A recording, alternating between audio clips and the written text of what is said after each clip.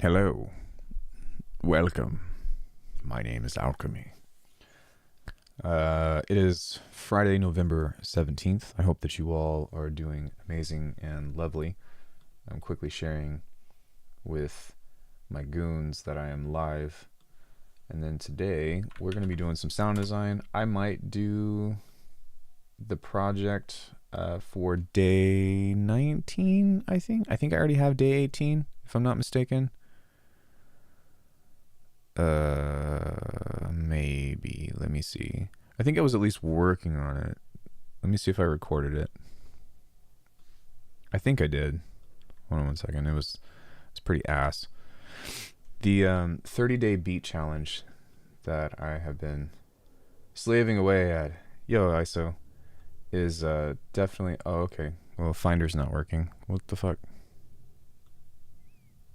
What's going on here? Hold on one second. Can I relaunch? Finder. I need your assistance. There we go. Yeah, okay, so I got day 18 up. Yeah, so we might work on day 19. We'll see. Or sorry, we'll work on day 18. I think that I started a concept for day 18, but what I wanted to do was I wanted to open up Faceplant and kind of revisit some things, obviously. But I thought that it would be interesting to maybe build some kind of modular patch. Hey, I love the cult. Hey, Signal, what's up, bro? Yeah, it might be kind of cool to build a modular patch around a granular synth.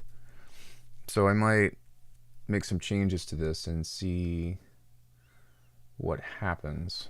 So let's start with a Requiem 2 template, and what I will do is we're going to add a granular synth or a granular table here.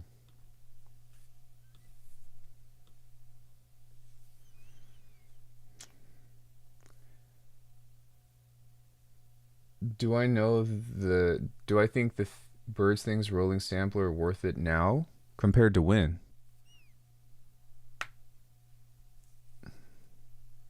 I mean, to answer your question,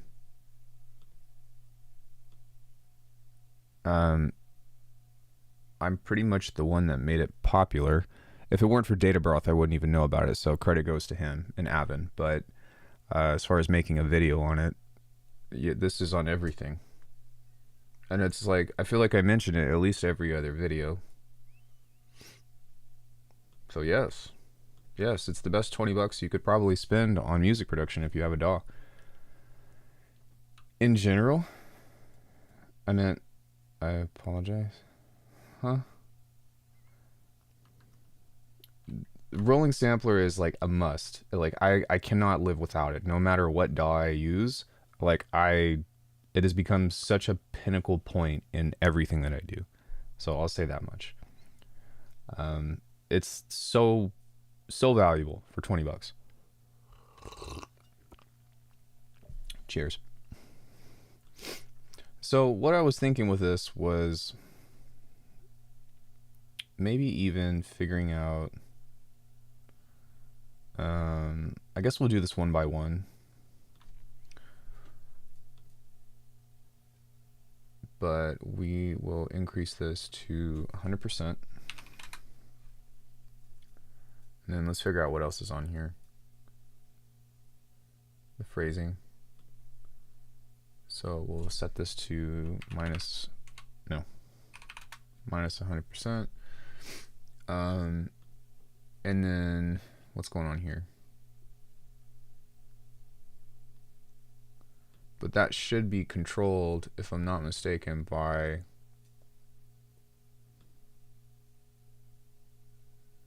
something, I believe. Does this not have a... Okay, so that's on the phrasing then. So that's okay. All right, next order of business is we have the FM here going into the engine. So we'll set the phase up to this and then figure out what this is being sent to, which is it this? So we'll send that out to this as well.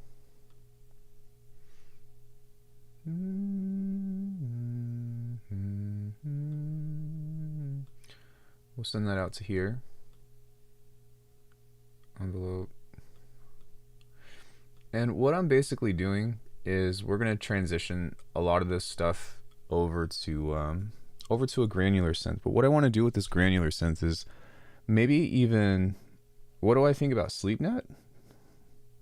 I love Nick. He's fucking awesome.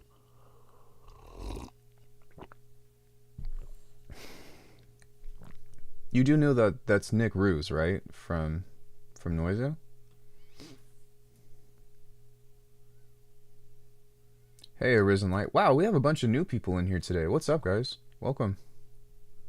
Thank you so much for checking the stream out. I'm not doing anything particularly interesting at the moment. I will be here shortly. But, yeah, dude, thanks. That's really cool of you all to show up. Nick's LeapNet project always blows my mind with every release. Yeah, I kind of... I like to see the individuality that these... that they, in particular, are doing, which I think is really interesting. I missed your last few streams, but I love to watch. I stream Monday, Wednesday, Friday, and Saturday. I don't know what I'll be doing tomorrow. I might be playing Liza P. Or just hanging out with you all, because I love my community, but I'll be here. I'm always here. I think we should be good. So, what I'm interested in is I might even turn this off and bring this down here. I'm on my lunch break right now. Big ups, dude. That makes me feel very special that you choose to pop in on your lunch break, because you should be getting your calories. So if what happens if I put a wavetable in this, I wonder?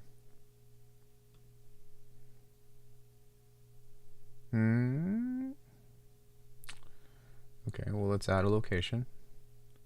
Let's go kilohertz. Phase plant. Presets. New. Yes. User wavetables. So I am curious to see what this is going to sound like if I were to put a wavetable in this. So let's take a listen, because it could be cool. It could be doo-doo.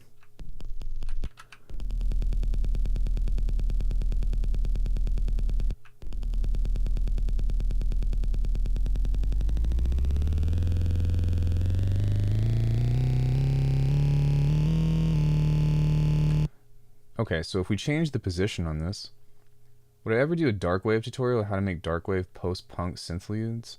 I mean, I'd have to look it up, but maybe.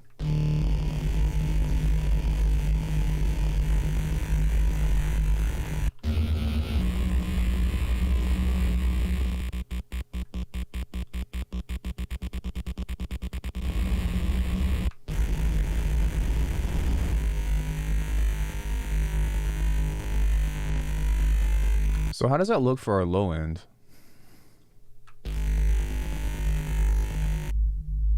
Okay, it's there.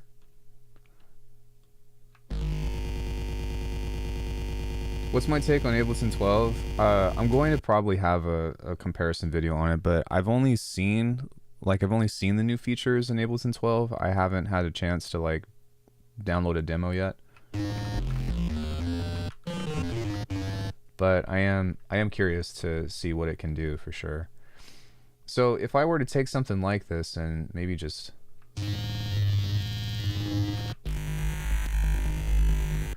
fuck around with this, maybe perhaps that could be interesting. So there are skins that you can download from the Discord, from the Kilohertz Discord.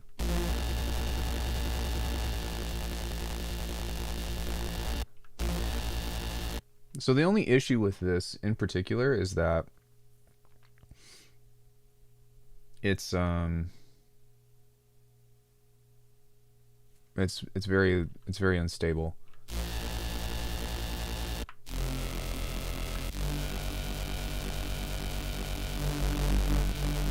That's kind of cool.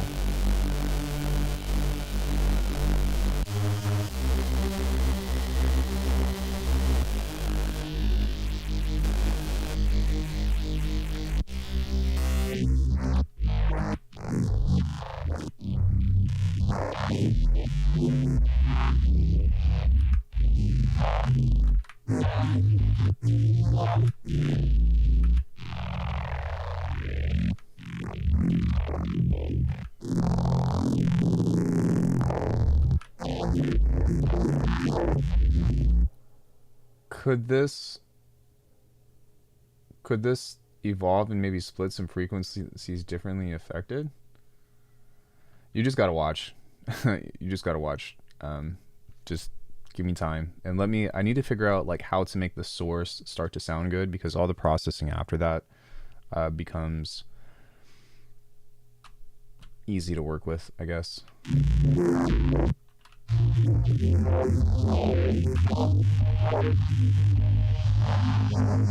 I mean, if you need an example about the kind of stuff that we're like where we're heading here,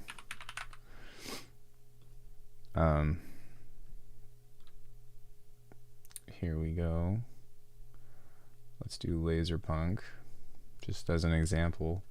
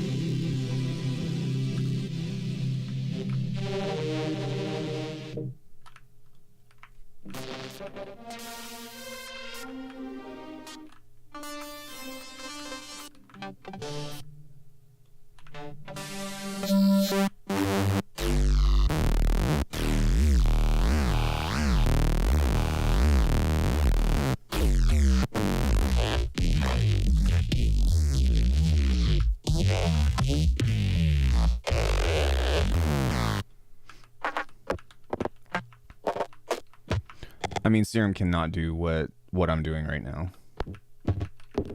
by a long shot. I don't know if y'all can tell or not, but I basically have an entire suite of sounds that are just in a single patch, and that's kind of my life's work here with when it comes to music stuff. And so what we have here are just a bunch of different things that will encompass all of your needs for pretty much an entire song. Actually, most of the tunes that I've made, I've been doing a 30-day beat challenge. The ones that are from like either making a melody or resampling are all from a single patch, kind of like this. I might have some other stuff here and there that's a little bit more deliberate, like, I don't know, an 808 or like a riser or something. But between this and somebody was asking earlier about the rolling sampler, this will give you everything. Everything. You want bass, you want pads, you want keys, you want percussion. I make my kicks and snares from the percussion. It's kind of like a magnum opus type of patch, and it's a lot of fun to make. But I do take a lot of time on these sometimes because I try to get it right and make sure that like it sounds good at every stage. Because like, I don't know, I would feel kind of cheated out if it sounds like shit just with only one macro turned on, but then it gets really cool. It's like you might as well cut that out and then just go to the really cool part, right? Or just leave that on. And so what I try to do is make sure that if none of the macros are on, the bass needs to be adequate, or the sound, the source itself needs to be adequate. And then if you get the source correct, then everything else following that will be worth like taking the patch further. Because really, like, if you start with a fat sound, you know, a fat saw wave, then pretty much whatever you do to it, like you don't have to, in theory, like we're going to process the shit out of this, but in theory, you don't have to do much because it already sounds good, right? It's just like, oh, boom, that's a heavy saw wave. It's like, oh, that's sick. But if you have to like do a bunch of fixing to get to that point to where it seems somewhat interesting, and because all these patches are randomized, you're never going to get the same exact sound twice.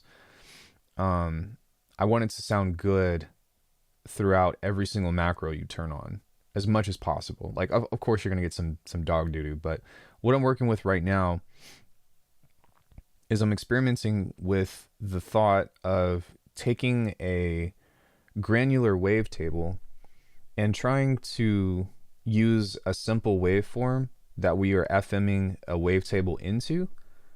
A granular sampler, we're going to FM a wavetable into it because I want to see if there's a way that I can create consistent sounds that are going to give us the options to mess with the granular engine.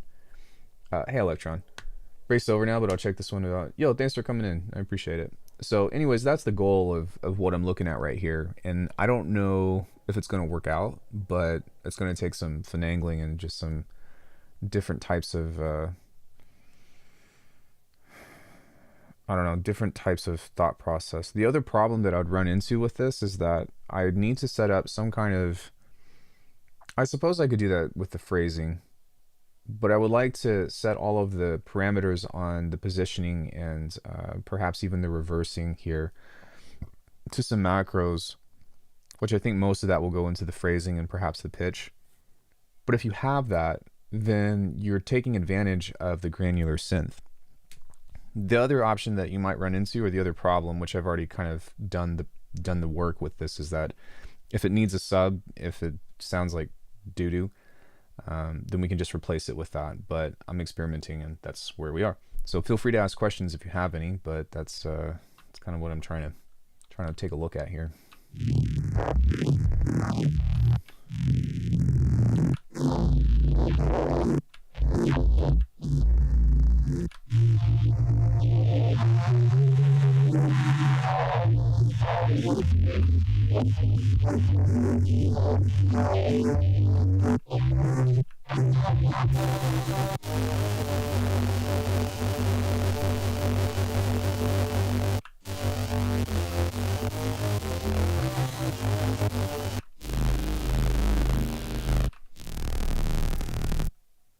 So I'm kind of curious as to why this can only go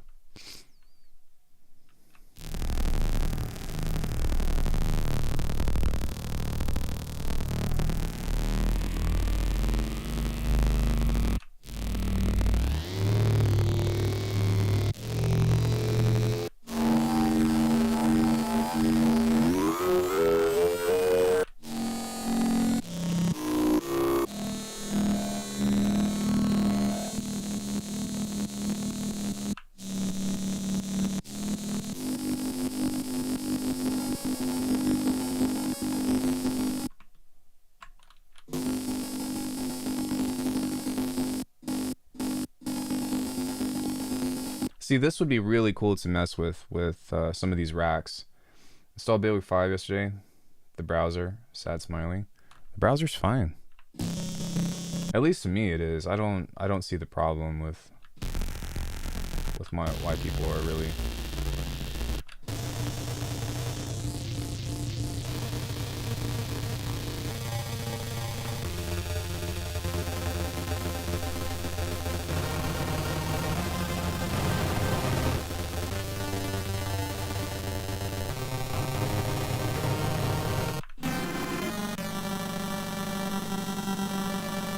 Okay, so what happens if we maybe throw another wavetable in here?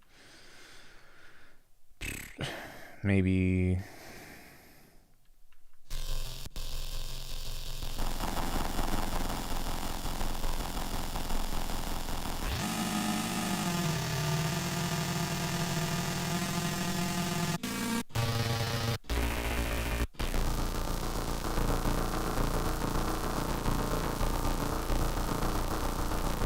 That still sounds really cool.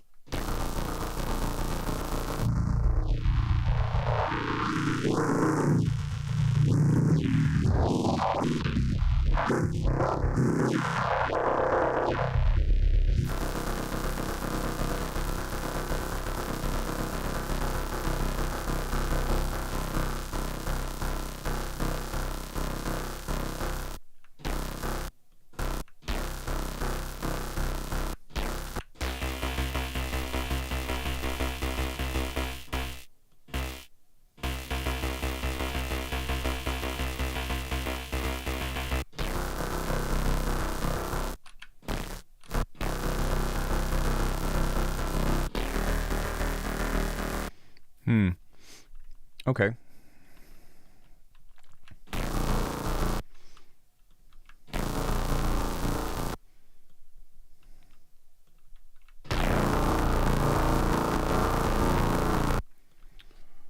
Let's do some nonlinear filtering here. And let's get some of these guys going.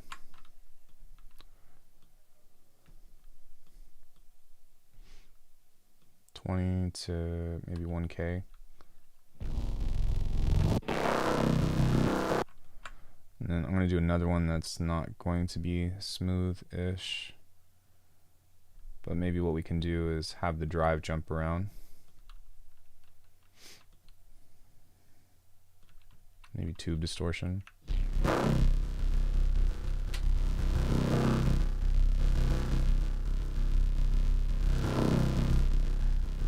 I set that incorrectly.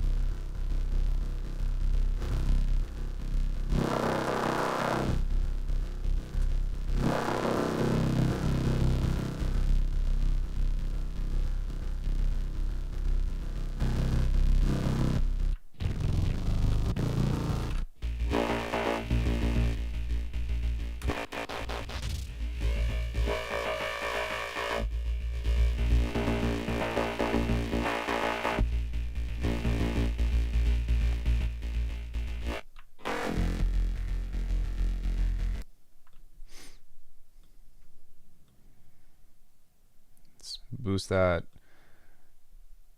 unnecessarily wide.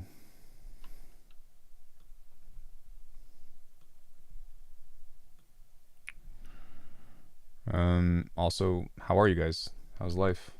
What's going on? These filter things still in beta? No? Wait. You mean the... What are you talking about? Are you talking about in Bitwig or are you talking about in Faceplant?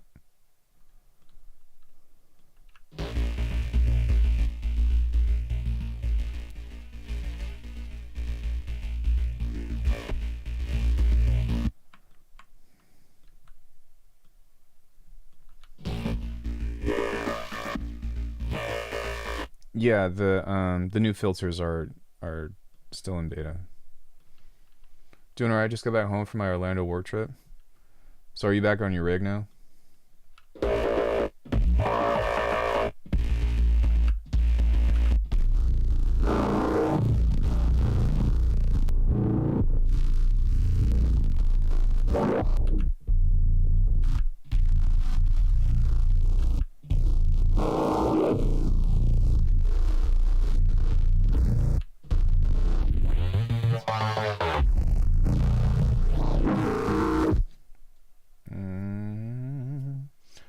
Back on my rig, back on my game.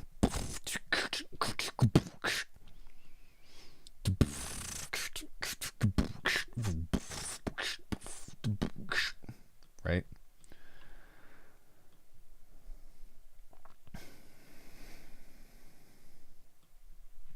Back on my rig, back on my game. Boy, I'm about to spray, better move up my way.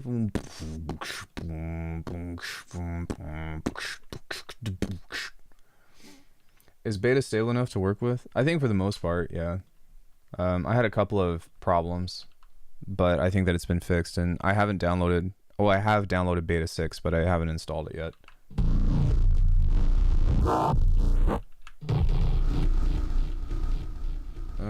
Yeah, I'll probably keep that to time. Keep the feedback low. Wow, looks like Bitwig and Faceplant could achieve some ever-evolving beats like Autocard does. I mean any DAW can, but yeah, you're right.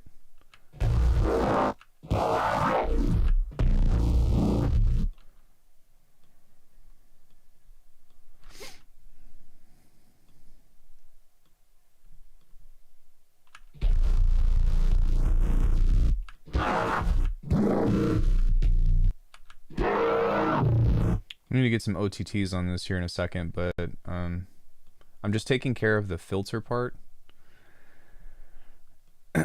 Excuse me. So what we're going to do with this guy is give this just a little bit of a bump. So we'll send that into the envelope. There's a lot of sound design tricks in these. Set that to like 24 maybe. Wait, what's 10% at? Oh, 10% is 24. Okay, that's good to know. Now let's get an OCT on here. Let's see what we can do with this.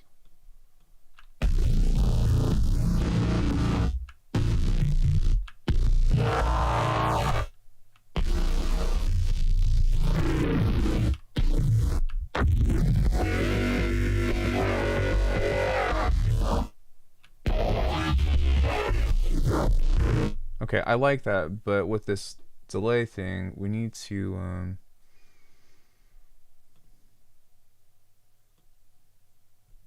maybe not make this so prominent. Ah, that's why, because that was on 100, or that had some percentage. Because I wanted to, I fixed my stream audio balance. What? I hadn't changed anything.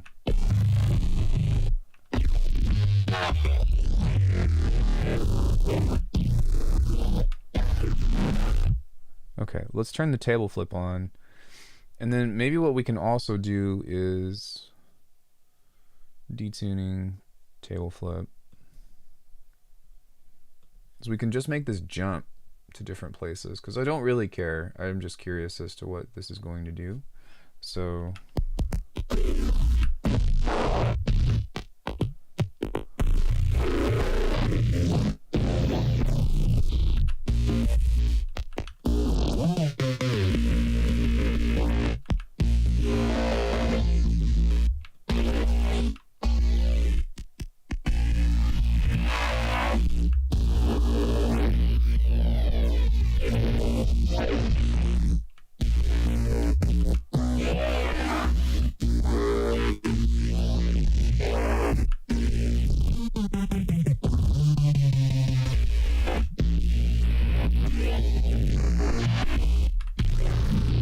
yeah, so it sounds pretty cool, but the problem with this is that it doesn't have any low end. Or at least I can't hear it. Yeah, the pitch isn't really detectable, so.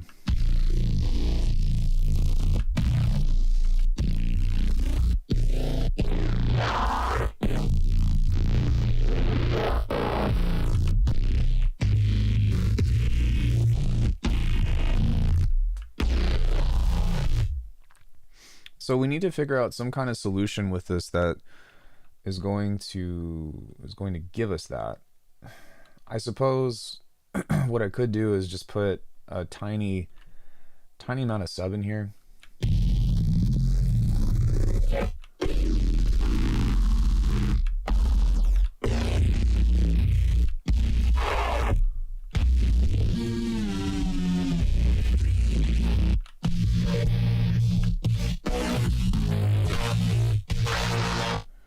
I mean, maybe what I could also do is just leave this here and then turn the positioning on. So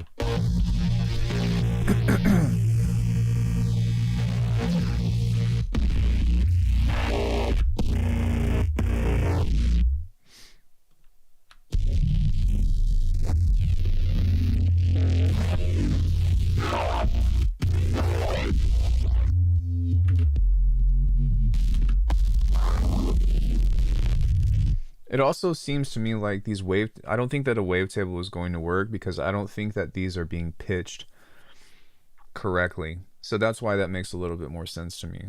But what we might be able to do, I got it. Okay, so that's what we'll do. Check this out.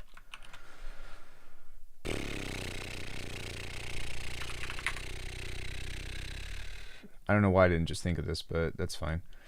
So what I'm going to do is I'm going to send some distortion into this too, because that's what we like to do here, is just distortion. I'm going to play a C. Maybe, if this lets me. And probably going to turn it up too. So let's go, let's just make one. I think that you all can see where I'm going with this. Likely.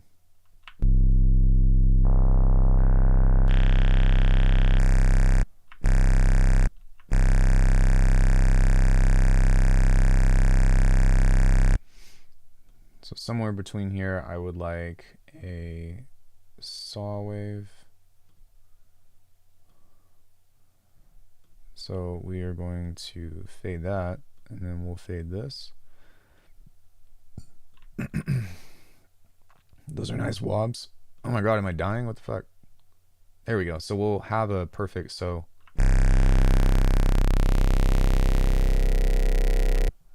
There we go. Now check this out. Through this sound, we'll pull this out.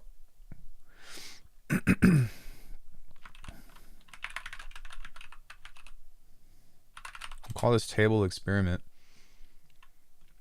And I don't remember, but can we drag and drop and faceplant? It would be nice if we could. So what I'm going to do is we're going to take, instead of just an actual wavetable, because wavetables are really short, there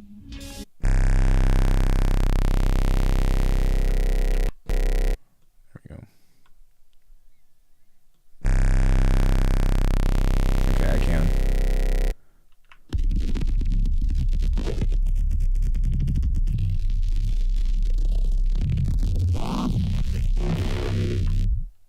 That's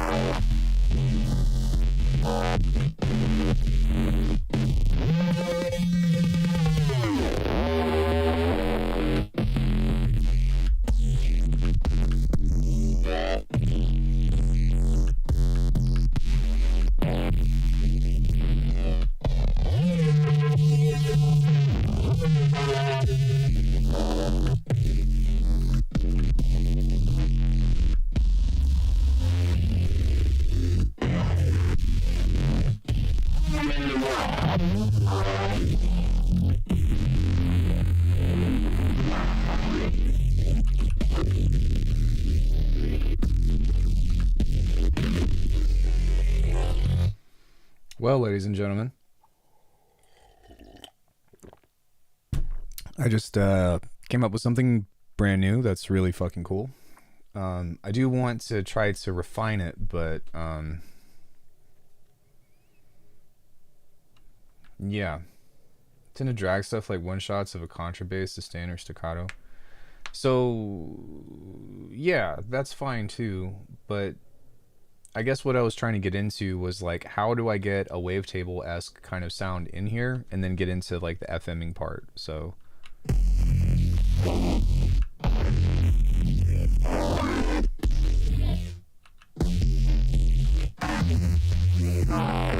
I can also D&D, drag and drop from the bottom waveform when you double click a clip, so no need to find it in the browser. Oh, I had no idea. I think I've always... I didn't know that. Dude, thank you. I had no idea that you could do that. Wow. It doesn't matter really though, because like it's still 2 clicks. I either have to find it here or I have to find it there, but that is, I didn't know that, so credit given where credit's due.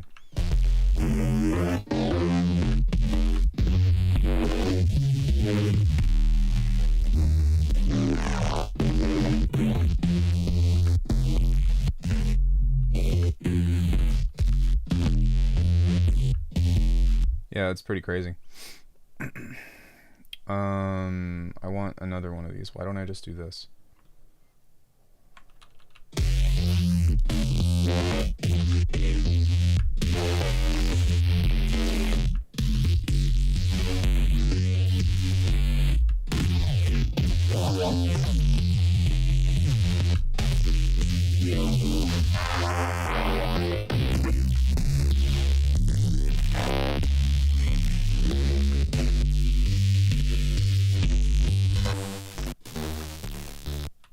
Sick.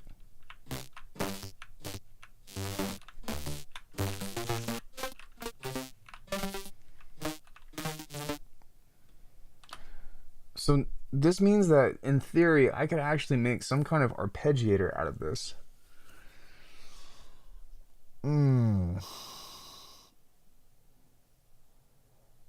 It's just a shame that I've only got 8 macros.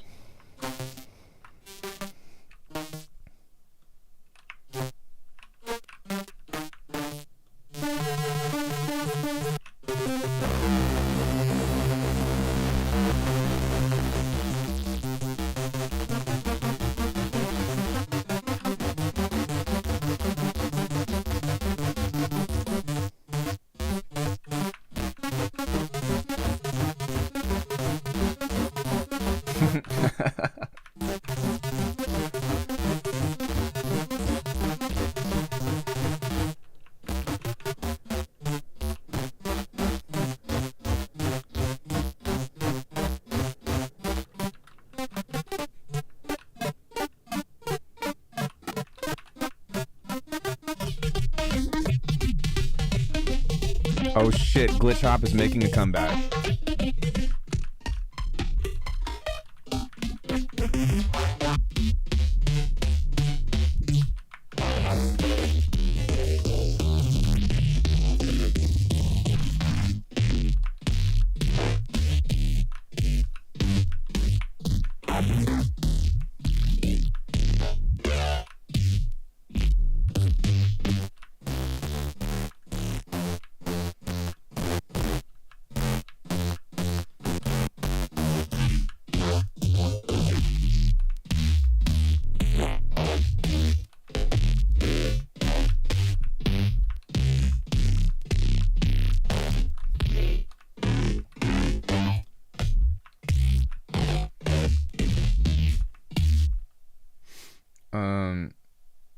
So yeah.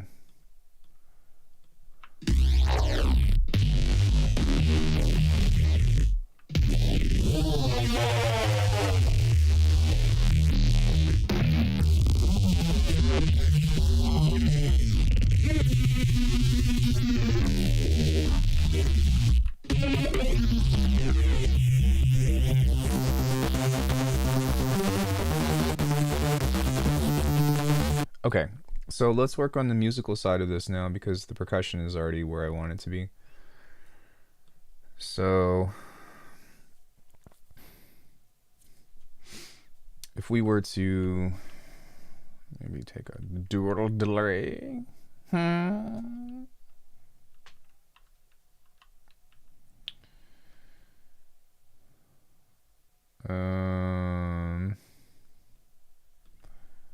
We might send this in parallel.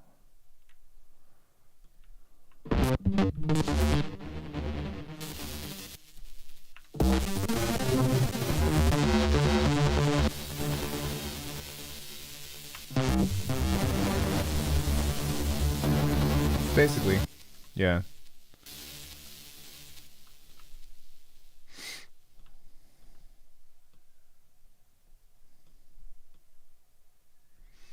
Word. Word.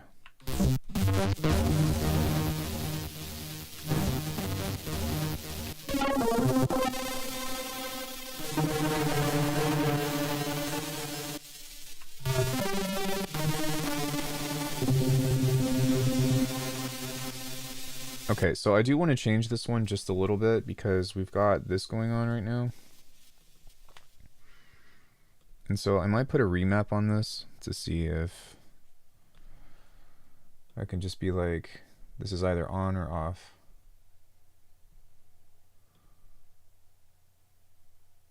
I don't know if this is going to work or not, but I'm going to try.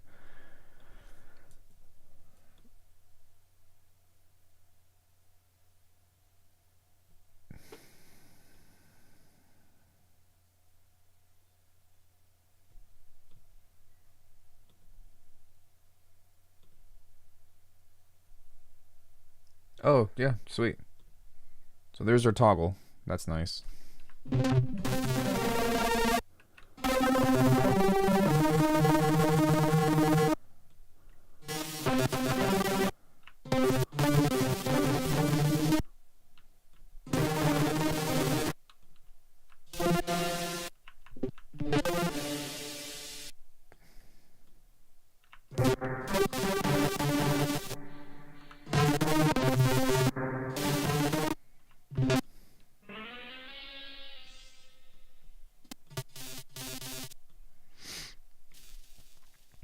And then we can put a touch of reverb on this.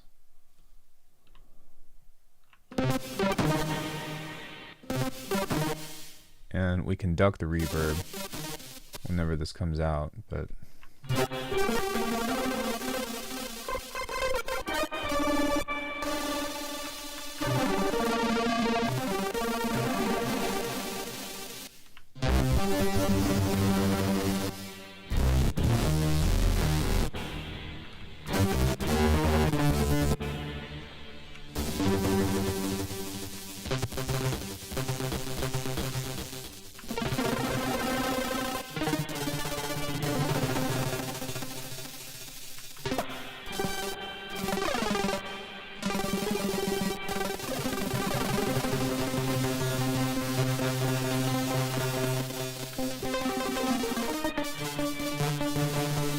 this is becoming a really sick patch.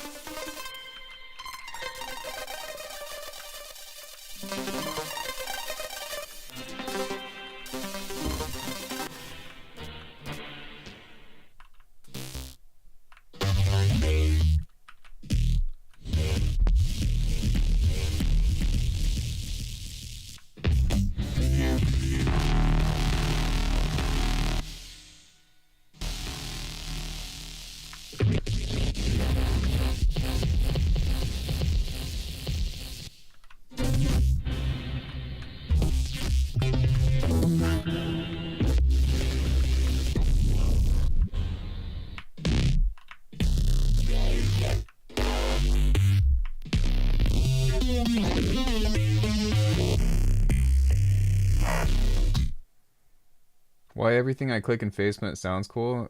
Dude, like, you gotta realize I open up Faceplant like every day. Almost every single day. So, like, getting to here is... That's why I have master classes. That's also why I sell the presets, so that way you don't have to figure all this shit out yourself. Not to plug in myself, but Requiem is available at alchemy.com. What makes my sound dive so deep? Trying to figure shit out. That's what it is being stupidly obsessive. I wouldn't even call this stuff deep. Like, it's... Alright, if you don't like lectures, then you might want to dip out, but I'll try to make this as concise as possible. But whatever it is that I'm doing is only complicated because you're looking at it from the entire patch. But if you were to compartmentalize each step of the way, it's just simple things put together, right? That's the beauty behind modular and Faceplant, is that you start with a very simple concept and then you build on top of it. You add something to it. You add something to it. So when you practice and you are able to make something cool, well, you can take the concept from one patch and another patch and figure out how to, like, you know what I mean? How to supplement them into a single thing. So when you look at what it is that I'm doing, like, I have videos on everything. I've got videos, presets, tutorials, master classes. I've taught this in lessons and all that stuff. But what it comes down to is just understanding the relationship between effects. Comparable to sample layering? Sure. Yeah. I mean, you can have multiple engines, right? Multiple synth engines anyways. And so because of that, you can build in layers. If you're thinking in layers, that's, yeah. So take that term layering, and instead of me using a sample layer, I'm using an effect layer, which these guys, the snap heap racks or whatever, are effect racks that you can use as individual components. So what I do is I pretty much build Legos for you to make your own kind of like Frankensteins. And that's how well, that's pretty much my career for the most part. If it weren't for Faceplant, I probably would not have a career. Not that my career is anything to, you know, be like, oh, whatever. I make meager money, but enough people like this stuff that they see value in it. So, but yeah, like, anybody can, stack a bunch of racks and effect racks and then see how they interact with each other. I think where the magic comes into play, at least, and when I say magic, I don't talk about me making really cool stuff. I mean just me like getting inspired. And hopefully that's how that resonates with you all as well. But it's the relationship with the effects. It's the nuance of how much of this and how much of this to make the perfect match. And that's the kind of tweaking that you get into. But this approach that I'm doing is like, it's new with Faceplant, but this has been done for years, right? For decades even with modular.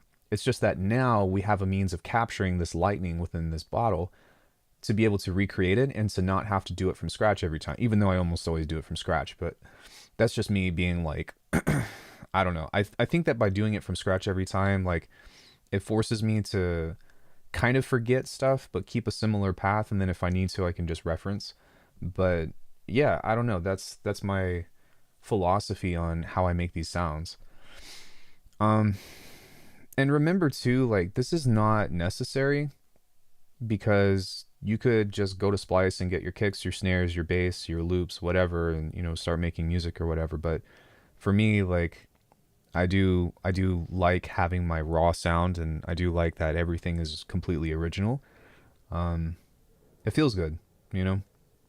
And I think that my sound quality takes a dip because as cool as this is an artistic thing. I wouldn't call myself a professional sound designer. There's a lot of things that I'm missing within my sounds in particular that I can hear, especially with cleanness or crispiness or fullness or wideness. But at the same time, like I made this shit, you know? Mainly working from samples the last 20 years with some MIDI here and there. I love my sound design a lot. That's awesome, man. Thank you so much. This stuff is designed to get to audio as fast as possible. So I wouldn't write music just with this patch. That doesn't apply. But because we have things like the rolling sampler, in which we're going to get into here in a little bit, I need to figure out what to do with this wildcard rack or macro because I'm not quite sure yet. Right now it's just another neural filter. But let's say I have a sequence, right? I'll just play that same stupid generic sequence that I've been kind of fucking around with. I'm on a QWERTY keyboard, so if you hear me play the same chords and shit, I'm sorry. I've only got 12 notes to work with.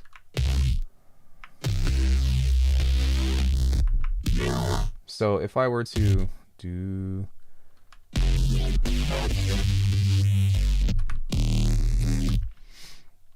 even if we were to just take a simple sequence like this and loop it, what this is designed for, as you can see how this is... Can you see? Yeah, you can see that. Is creating sequences and creating stuff that's going to start to give you all the tools that you need. So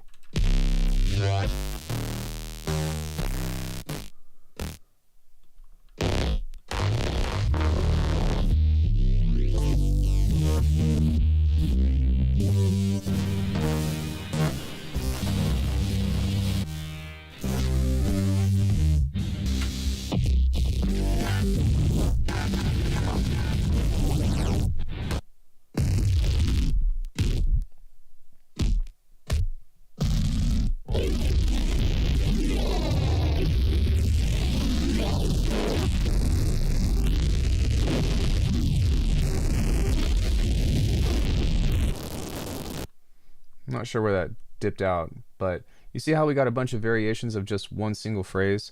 And so that's why I try to build these, so that way, if I actually have something that's interesting, I can start to mess with the patch and change it and make it transform into different ways. For example, if I were to maybe pitch this up an octave.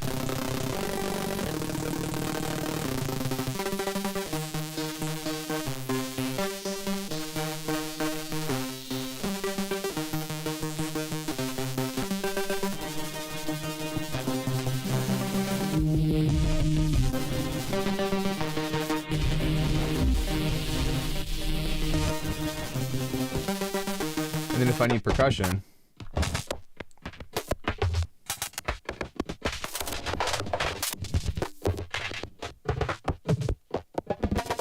then I can just pull all this stuff out and be like, okay, what sounds kind of like a snare? What sounds kind of like a kick? So we could probably use that as like a clap.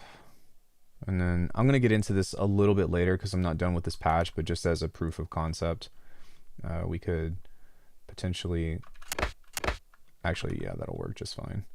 So we can take this and just move this down and then group this. And then let's say I wanted to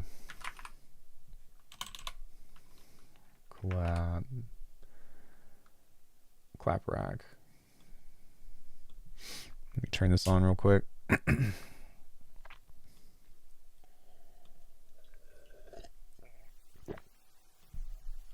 Okay, so without this rack, I don't know if this is going to work or not, but because I usually end up doing this rack from scratch, but if we just were to play this clap layer here, so let's turn it on now and let's see what we get. Okay, it worked. So once I have something like that, then I can just pull this out, and now I've got a layer for a drum, and then I'll do the same thing with the kick, and then I'll do the same thing with different kinds of percussion and different kinds of rhythmic pieces that I'm looking for.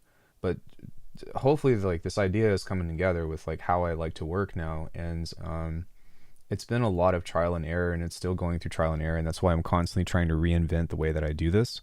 But maybe that can live there.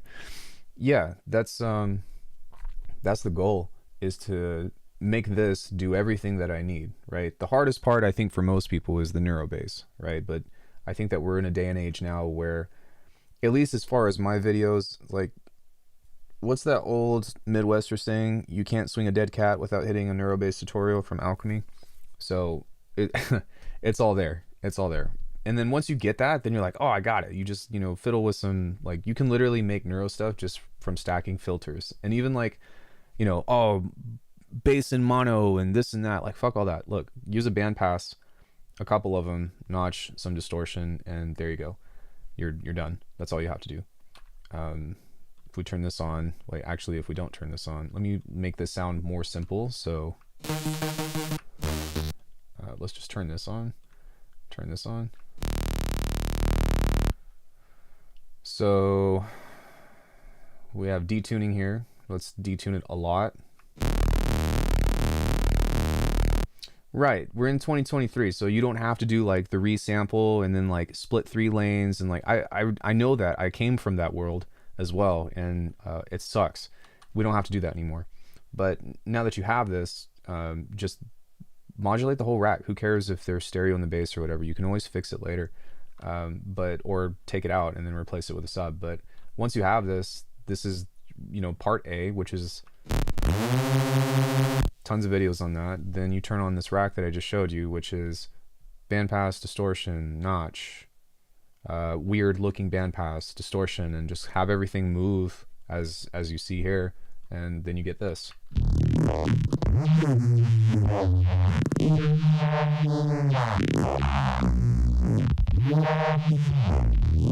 So it's dark, but that's the timbre that everybody was chasing, at least at one point in time or another. So you throw an OCT over it or something, or even mix it in, but like it's easy to work with, right? Because like you're already there. You're getting the low monstery sounds that everybody loves. It's not the squelchy tipper kind of bass. It's the right, and that's what everybody wants to know about.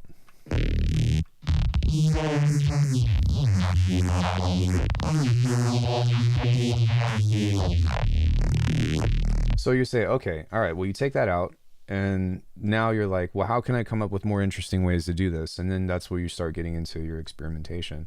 That's where you start getting into like figuring out how to manipulate the timbre, or playing with levels of saturation and distortion, right? You'll see this rack here is very similar in steps. Excuse me, bandpass. I guess I'm losing my voice or something. I don't know. Notch filter, slice EQ, which is just, weird shapes. And then there's stereo effects that are in between. So, you don't want to go crazy with it, or go crazy with it. Like, go too far. Figure out what that is for you. Play Goldilocks. But for me, I kind of dial in how I like these sounds and how I like the relationship of everything playing together. And when you get all the filters moving with together with the stereo effects, and then you have the detuning all moving at once, then that's how you get this like really intricate relationship between all these sounds. But the thing is like back in the day, you had to do all this shit with automation, right? You had to do all this by hand. Thankfully, we're in a day and age where we can just set randoms, you know, we can just set LFOs, we can set consistent patterns in which to get something that is going to be more predictable. So like here we are. This is the golden age of like neurodesign. It's kind of unfortunate that it's lost its novelty, but you know what I mean? It's kind of like, I don't know, I guess that's with any trend of sound or whatever. I do think that like neurobase is not really something that is I think that it's always going to sound cool because how hard it is to design, quote unquote. But at the same time, like I don't really hear it in a lot of music today. I don't really hear it nearly as much as like shit 2000 to 2000 even 15. And that's okay. And maybe I'm stuck in the past. I am in my 30s after all, but I love these sounds. And that's my shit, and I'm a rock it till the wheels fall off. Faceplant equals game changer. I agree. Is it the new Serum? I think I have a video on Serum compared to Faceplant, or at least Vital compared to Faceplant. Like Serum is if any of you guys are still on Serum, that's totally fine. But like it doesn't compare. It doesn't compare. I've never seen a Serum tutorial, even when it came out in 2014, I believe, where you didn't have to do processing on the outside to a large extent. And the reason why is because you can only have one instance of effects. Can you get a lot of effects out of it? Absolutely. But I never see somebody be like, this patch is complete, throw it in a song. You can do that with Faceplant.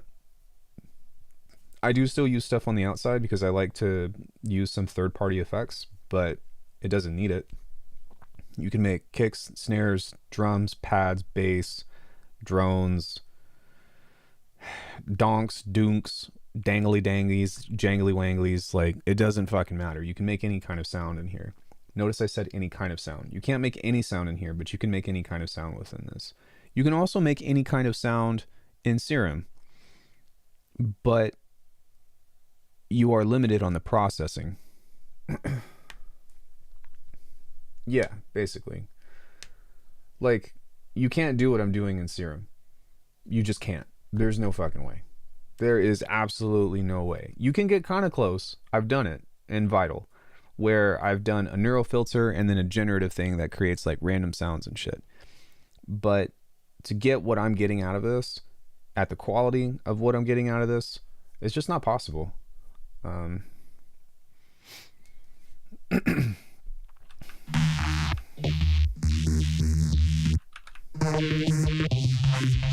It's just not possible, but that's okay. Like, you know what I mean? You know what I mean? Like, why does somebody need to go to this degree of sound design anyways?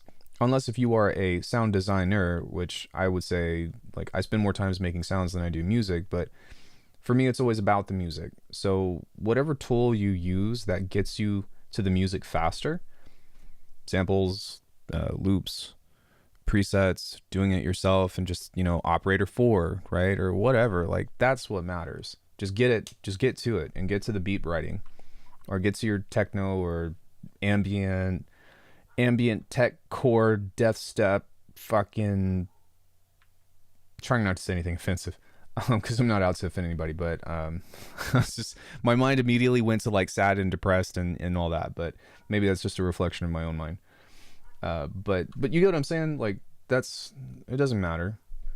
I enjoy making these, and also people tend to like this because I sell these, so that's kind of where I'm at on this, and that's why I try to continue to reinvent it, because I don't know, like every pack that I do, if you look at like my track history, I always do something a little bit different, and I'm like, oh, I'm going to try this idea, I'm going to try this idea, I'm going to try this idea, and there's a paper trail of like the evolution about how, excuse me, about how we got here, and that's really awesome. So I'm ready to wrap this patch up, but before I do that, I think that I'm going to maybe amalgamate some of the stuff that's within here. Do I want to use a frequency shifter? Maybe I would be better off using a delay. That might be the way to go.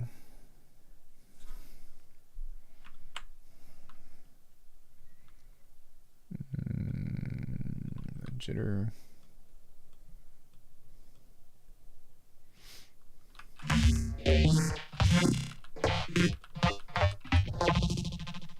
We can use a pitch shifter.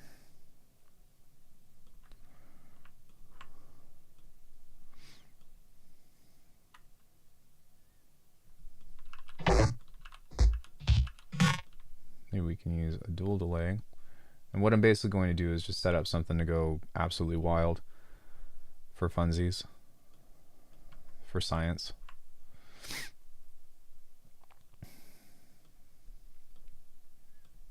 Let's set this feedback here to go up.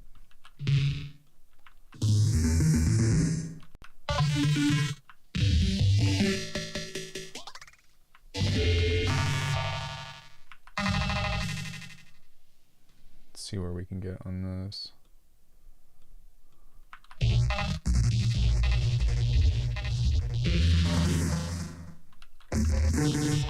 Hey David, what's up, bro?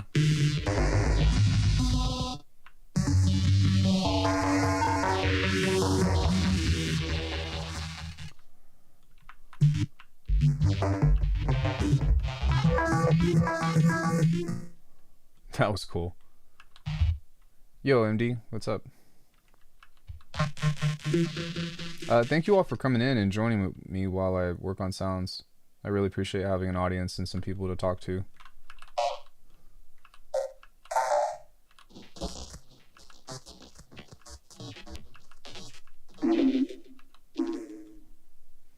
Just kind of listening to the sound now and seeing if anything jumps out while I layer these effects.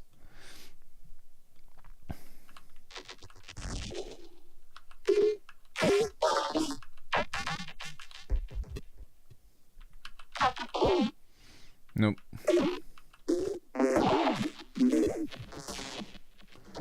Nope. I have so many plugins, and I had a really fortunate year. A lot of companies sent me a bunch of shit that I still haven't gotten through. So for me personally, I'm like, yo, stop.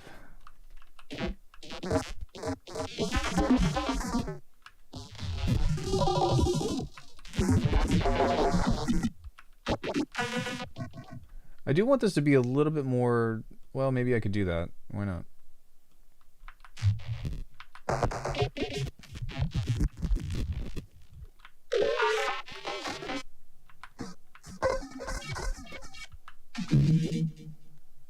So maybe perhaps when we mix this with all the other stuff,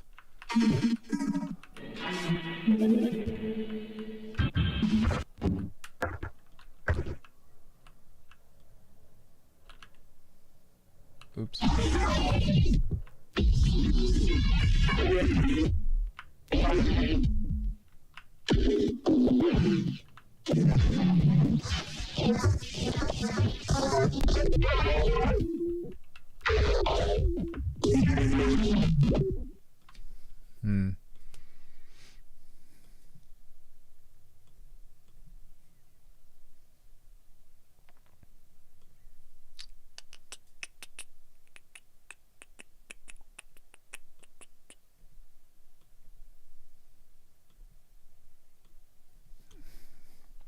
Do I ever detune drums way down? Some things I like to do to process them. Can you give me an example about like what you mean by detune and drums down?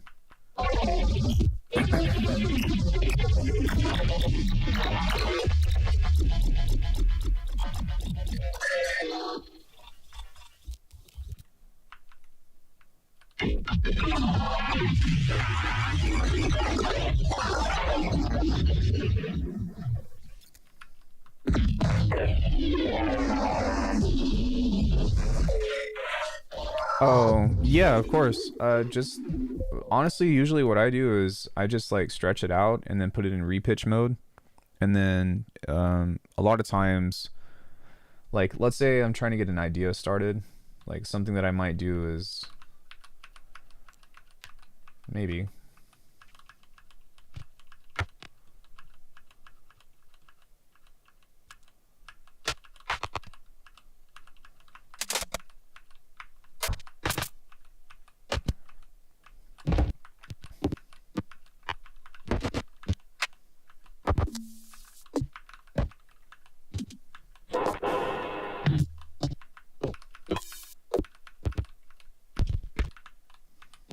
Okay, so all that stuff will actually work. But what we can do is we can take all that out, kind of like so. And we can kind of just like pick a moment in time, right? Like, so like, let's say we'll get a bar going and we can kind of just listen to some of this stuff or just set this into repitch mode and just grab a piece of this. So something that kind of has a cluster of hits together and see if I can find some kind of riff. So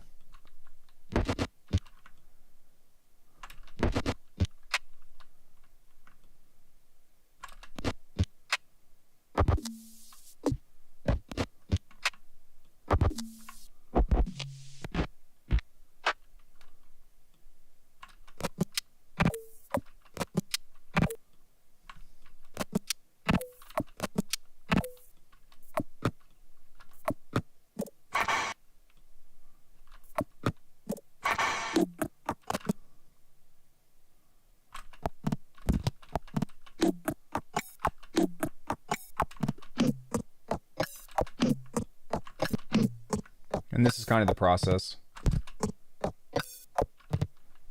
There we go. So we can work with that. Oops.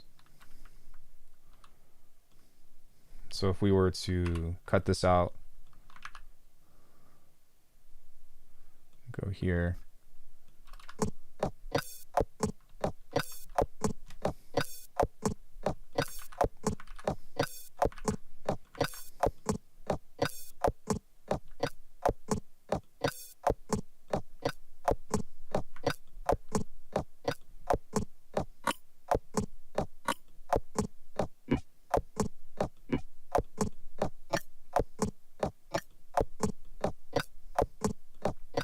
You can add some pews to it if you wanted to.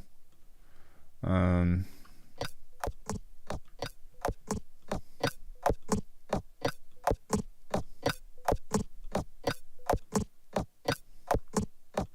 then once you have this as an idea, like that's where we get into like doing it again. And basically like I've got different stuff like drum processors and racks that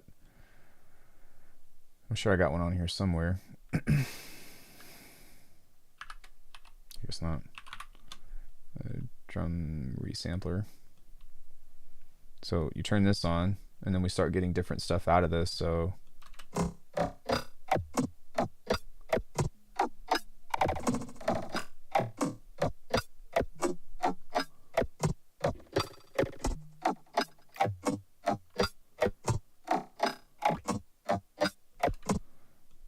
take that and we put that into the same thing, right? So we can turn this off and start figuring out our layers and whatnot. So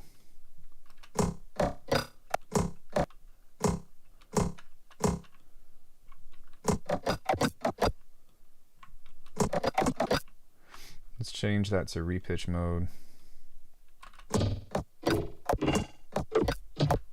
And we can just kind of fish around for hits.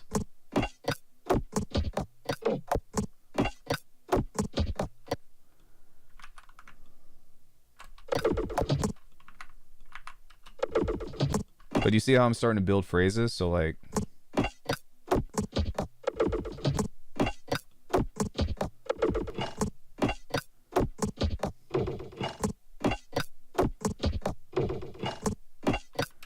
you start putting a snare over it and you start to hear things.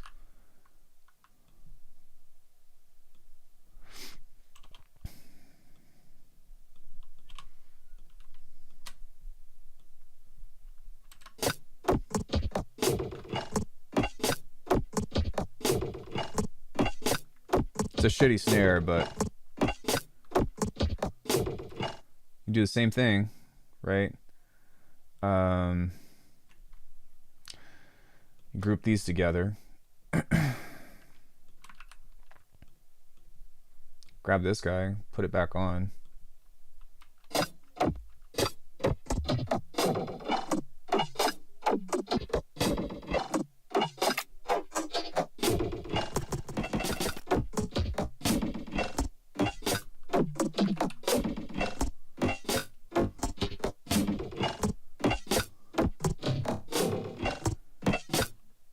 You know, we can take this out and find some more pieces to it.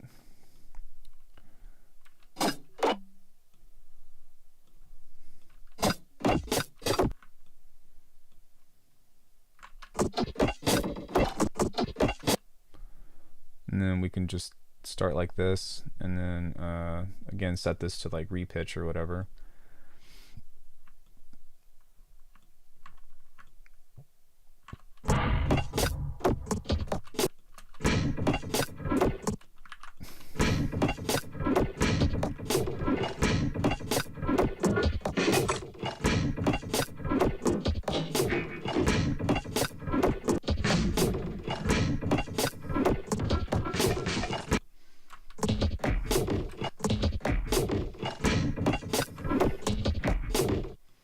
That's kind of cool.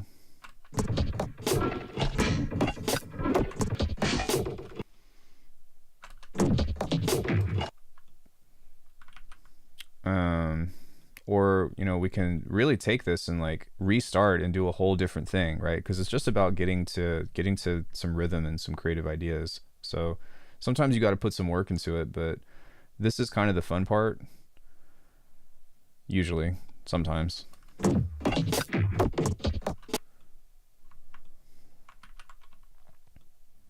And like, let's say you start to prioritize stuff, right? So like, let's say this hit's really cool. Maybe this isn't working so well now with this, but we found a cooler sound, and you can start to take turns and just match in between. Or what we can also do is cut it up.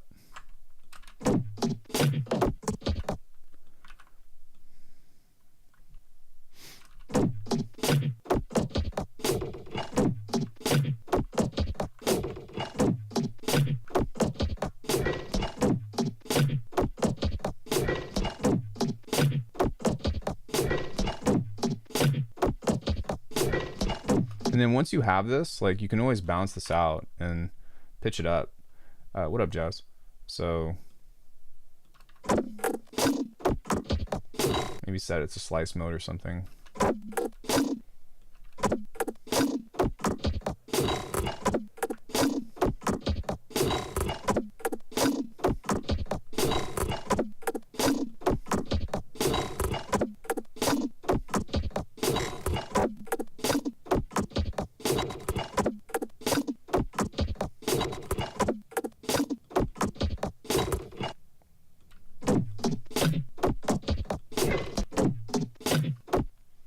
You know, sometimes you might even start like hearing melodies in here. So like,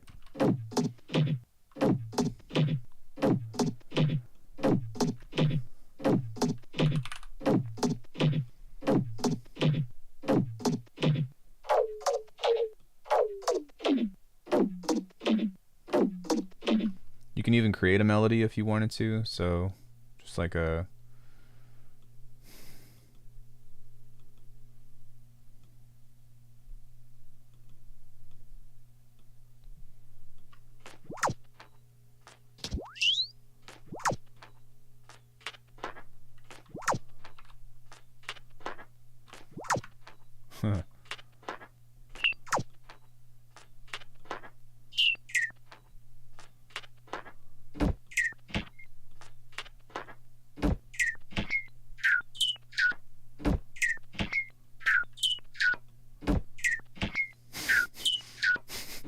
obviously it's not very musical, but I mean, like, just getting lost in this shit is really like what you're going for. Yeah, so hopefully that answers your question. I'm going to be coming back to this in a bit, but I'm still working on finishing up this patch. Um, because once I have the patch, then I can just get into the production part. But thanks, Jeff. Have a good time with your family. What's going on here?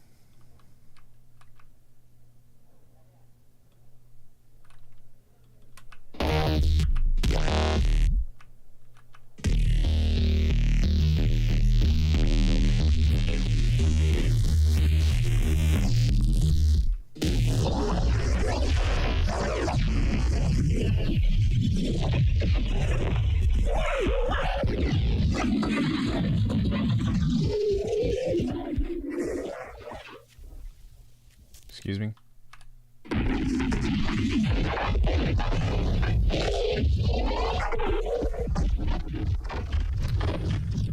Maybe something that will help is I like to do this sometimes, is grab a... Wait, I think I should have one.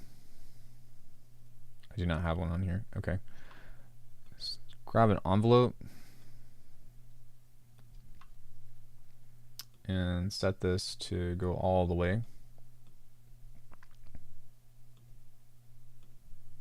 Sorry, I need an LFO.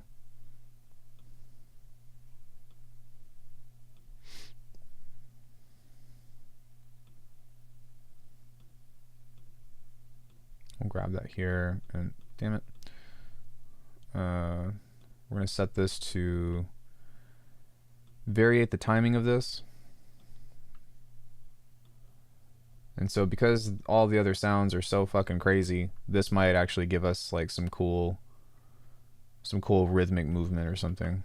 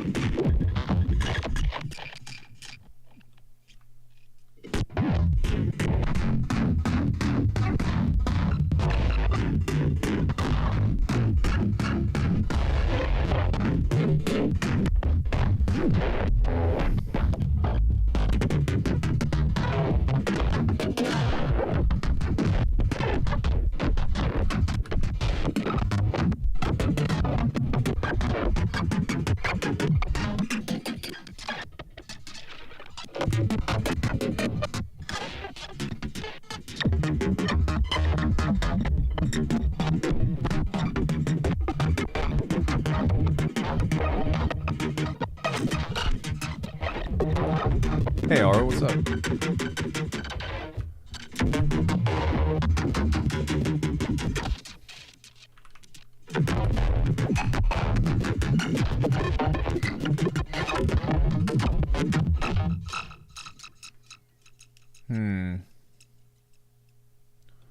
So what if I took the slice EQ and threw that over here?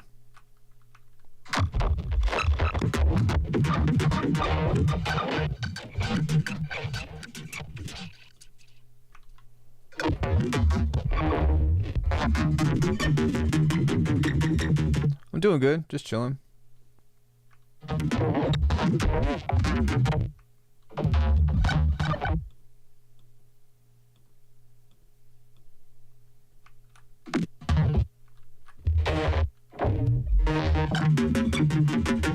No, I haven't seen Chuckles in a long time.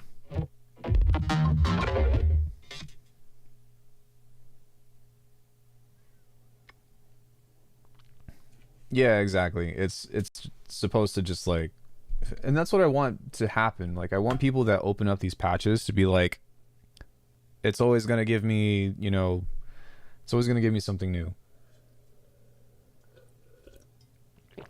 Yeah, I hadn't seen him in a while. Hope he's okay.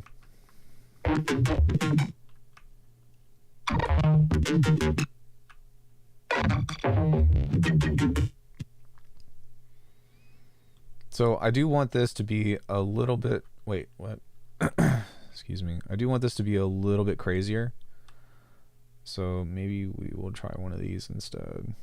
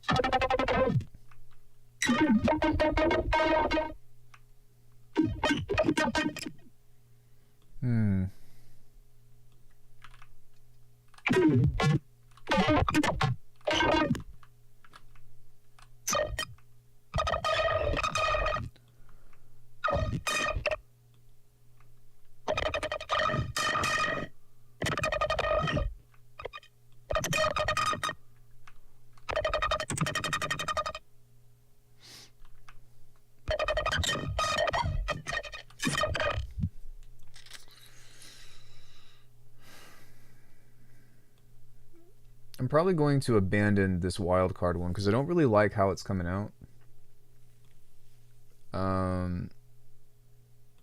But I would like to figure something else out for this. I suppose what I could do... No, I don't want to do that.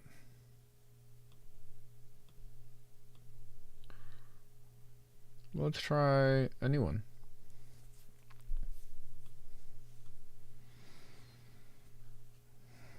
Could make it into some kind of chord. I could do... Hold on, I wrote down a list of options for different means. Could do a pad rack, a glitch rack, another bass filter rack. Oh... I could do a sequence. That might be cool. No, I just build as I go. What I end up doing is, like, you'll see that this says Requiem 2 template is like I'll build a template from scratch and then I'll like make a bunch of sounds with the template and then I'll tweak the template and make a new template or like make a variation of the template, and you know what I'm saying, just like different stuff like that and whatnot. But there are some things that I can do intentionally, but it all shows up here, right? Like if I'm wanting something to be like bass movement or whatever, then I have like a specific general area of tools that I reach for. If I want it to be like pads or, you know, then I'll reach for reverbs and opening and closing filters and stuff. But yeah, I think for the most part it's just kind of one of those things.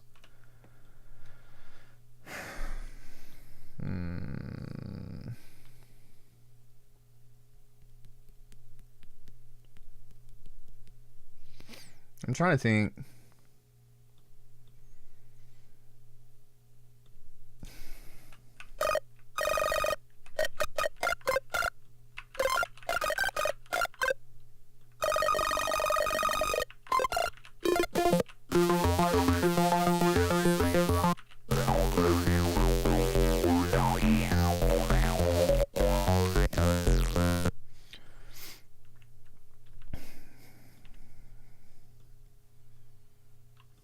Could make this into like a jaw harp.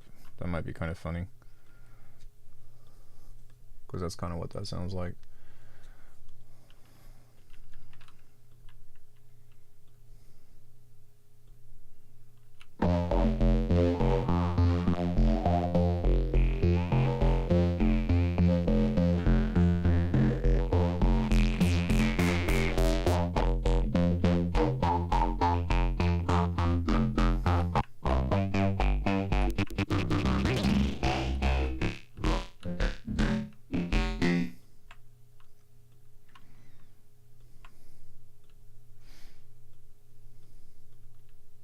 That's way too much.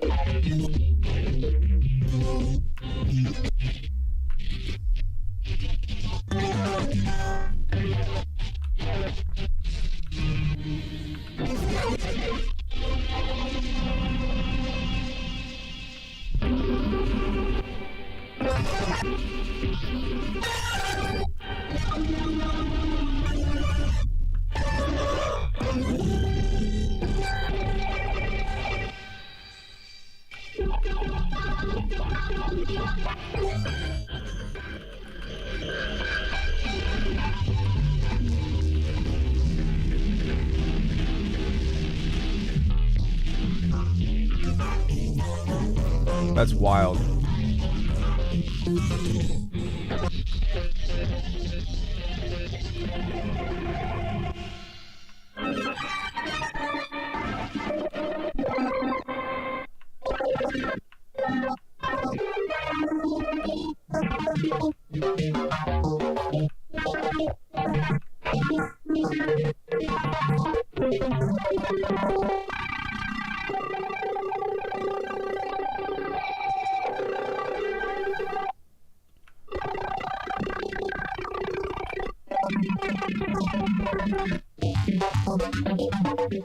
Yo, Leroy, what's up?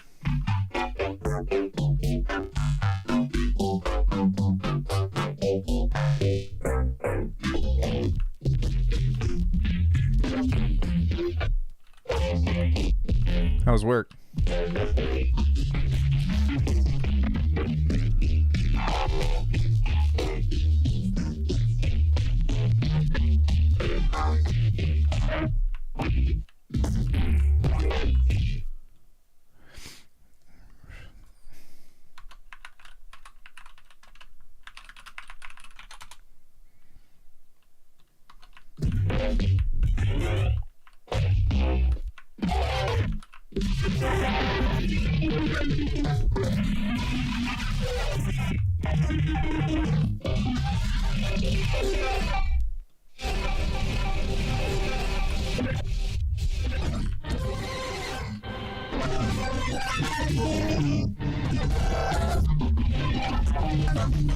That's what's up.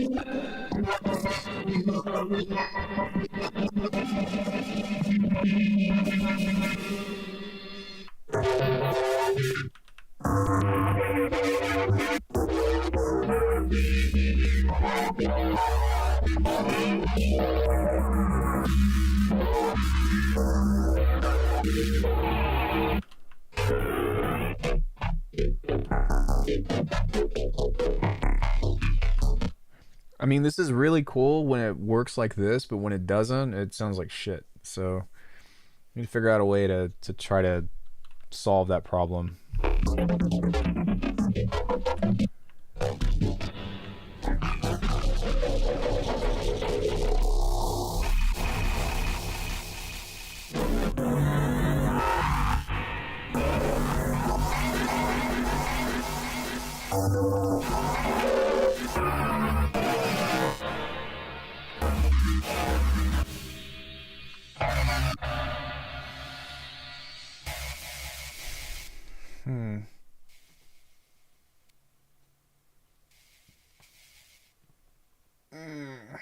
I don't really know what to do about this.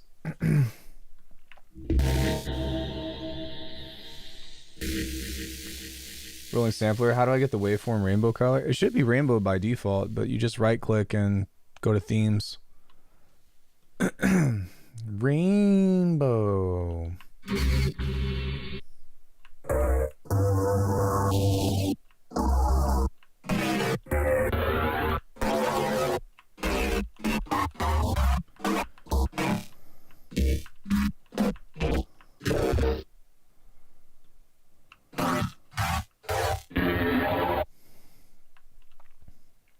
K clip 3. K clip. You could get the G clip. Actually, G clip exists, so that doesn't apply.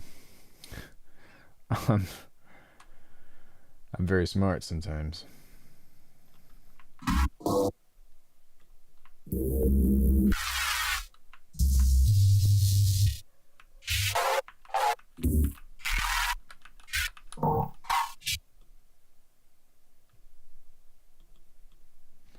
So what can I do to tame this?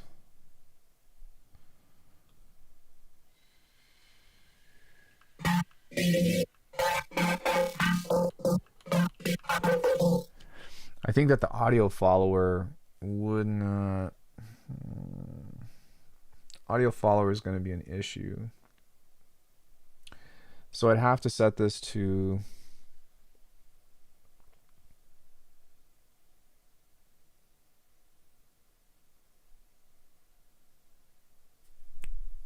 Okay, I think I know how to do this.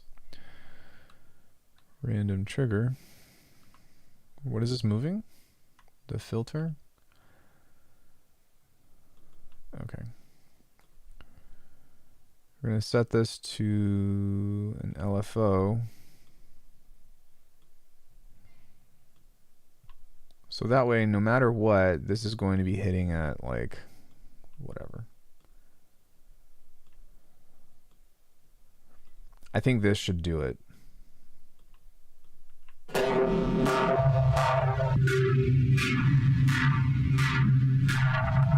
Hey, Future, what's up?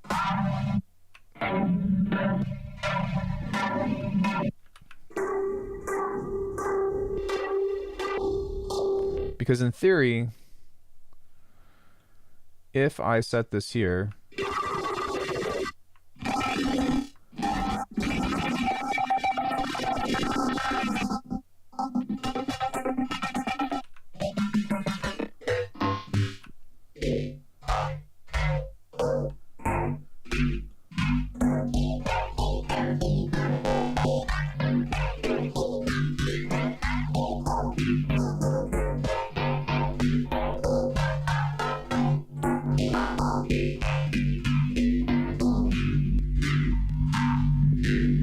sweet, we solved it. So basically, we need to have an LFO going on that no matter what. Otherwise, when the sound opens up, it's going to just be like super obnoxious. So I think with that, it sounds like yoink dubstep now. Been loving my recent vids with Faceplant. Yo, thanks, Ephro. Appreciate you. Yeah, thank you so much. I'm trying. Just trying to keep reinventing all the shit that I do. Have you posted recent? I need to check up on your... I think, assuming that you're the same person that I think you are.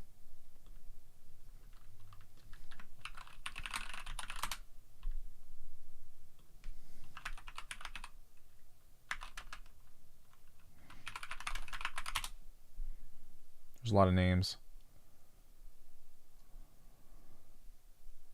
Lots and lots of names.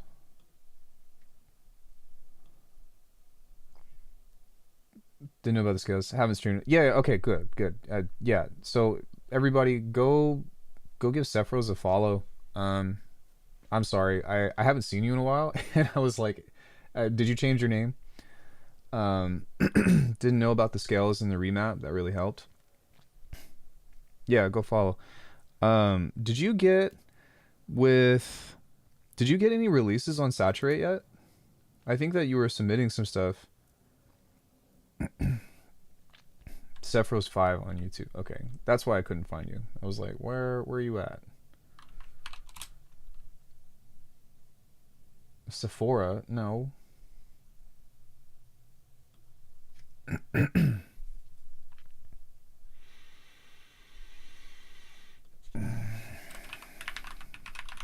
You are not easy to find, my friend.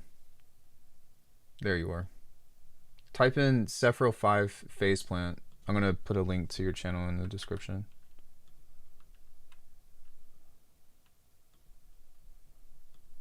I have one in the pipeline with him. Comes out soon. That's awesome, man. Yeah, congrats. What was I going to say? Yeah, I haven't talked to Saturate in a long time. But, yeah, you make wild music. Yeah, let's get it monetized. Why not? Let's get everybody monetized. Yeah, the scale thing, it kind of works. It also kind of doesn't, because you can only really play one key at a time. Love hearing new stuff to learn from. I need to fix my YouTube name still. It's so dumb and cryptic. I dropped the 5s on most other platforms except for on SoundCloud. If you can like come up with a name that's really specific, so like I don't go by Alckemy Neuro. I think that's kind of silly to be like I'm Neuro whatever. But the reason why I have it in the YouTube channel is so that way people can find me. Unfortunately, it backfired because now people are thinking that my name is Alckemy Neuro, but like whatever, it doesn't matter. It's just a fucking name. I did find some cool shit out today though. If you print a wavetable, so like not an actual wavetable file, but like you kind of scroll through like an actual wavetable, and then you print that, and then you put it back into the granular patch, then you can actually like do a lot of cool like FM stuff and processing with the granular engine, which I think is really, really cool. I have never done that before, but that's a really cool trick that we're doing with this in particular. So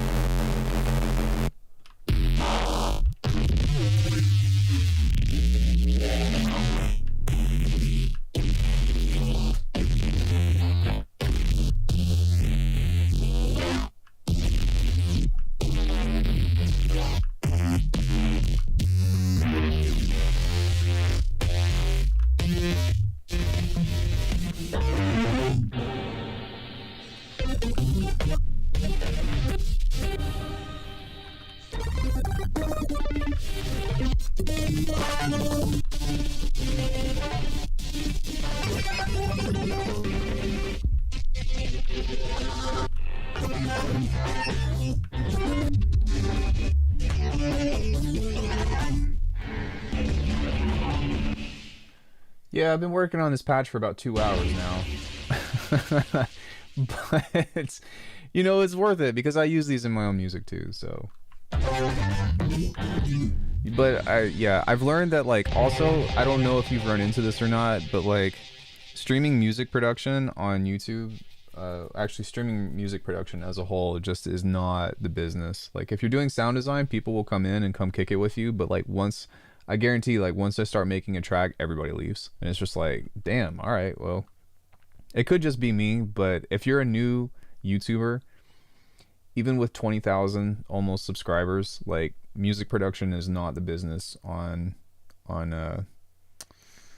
streaming. Unless if you're doing some kind of like tune challenge, or like you're really entertaining and being really silly, like when you get lost in the sauce and like you start zoning out and shit, that's where you lose everybody. So I think that for me, I like to just like spend some time on this and answer questions and try to make these sounds, and then give everybody a little bit of insight about like how they can be applied.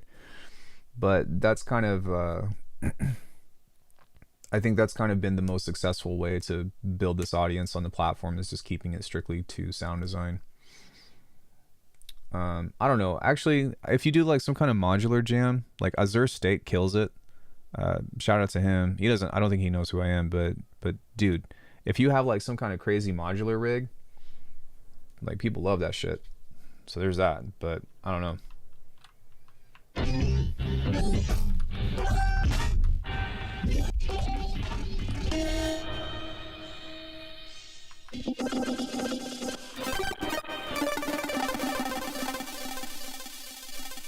So this is really cool because you can change the density, and like you can change all of the shaping within the grain envelope and the positioning and the timing and stuff. It's a shame that there aren't more macros, because I would have liked to have been able to control this in some way. But yo, Fresh, what's up?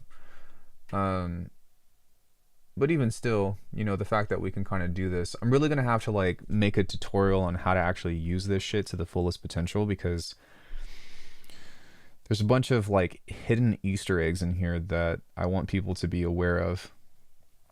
That homie definitely knows his way around a synth and a DAW. Wild ambient patches he does. Got a lot of practicing to do. So far away with that. Getting better though. I mean, it's no different than what I do with making a sequence, right? I think that being able to pay attention on a physical space and like knowing where everything plugs into what, like absolutely. But doing this inside of Bitwig, or doing it even within Faceplant, is not that difficult. We could probably do something like that if you wanted to. Would you guys like to do something ambient today? Can I use the mod wheel as a hidden ninth macro? You can, but I don't have a keyboard, so I never use a mod wheel.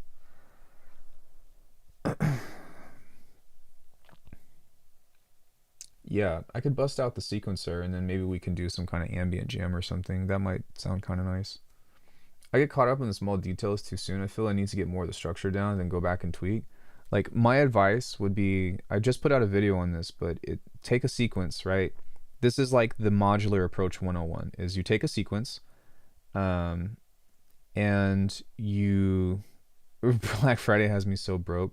I did just spend money on Super Mario RPG that Corey and I are going to play later tonight. So I'm very excited about that. And I've been playing Liza P, which I've also been really enjoying. That was a sleeper hit that I didn't think was going to be as good as it is. But sorry, back to the topic. You take a modular approach to a sequence, right? So a melody, a chord progression, a beat, or even all of those together, right? And you loop it. And what you start doing is you set certain effects up, or certain triggers, or certain parameters, to where you start twisting knobs, and it starts morphing the sound. It starts transforming. It starts kind of moving everything in a specific direction. And so when you're doing some kind of, I don't know, like ambient jam or something, like, having access to reverbs or delays, or having, different melody phrases come in every once in a while, like different shit like that, I think is kind of what you want to go for. I don't know if I've ever made anything ambient. It's got my interest though. Long attack, long release, lots of reverb, you're good to go. That's all you have to do. It's very easy.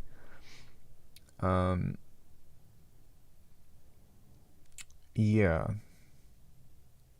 We could do a couple of things, I guess. I don't know. Should I do everything within one patch, or should I do stuff?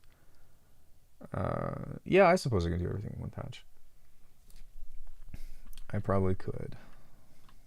But the key to it is to like make stuff come in slow, or like have some kind of timing to where not everything is playing at once. It needs to creep in. I have tons of patches on this stuff, but before we do that, what do we call this one?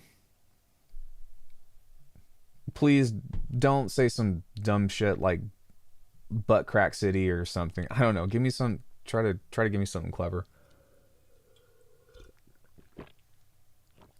No, this isn't a pad. This one in particular is a base. I'm already done with this one. Badland.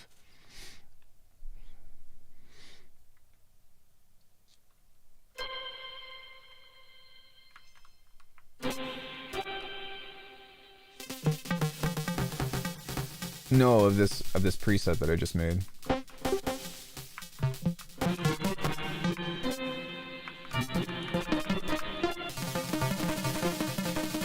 Dubstep, I've already done dubstep. I showed you how to make that.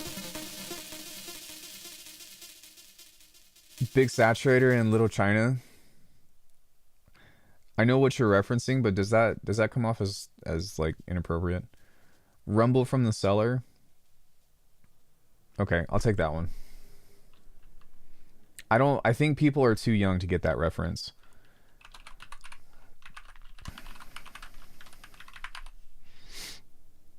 I think right now for the next Requiem 2 pack, I've got 30 something patches of all this stuff.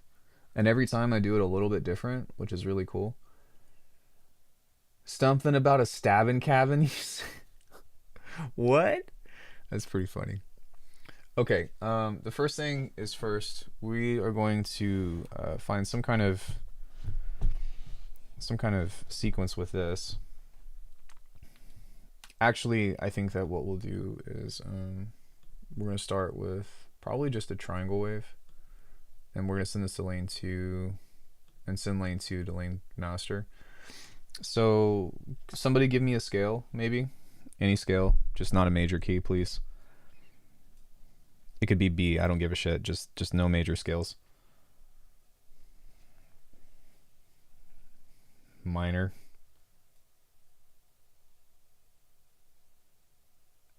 Or something perfect fifth.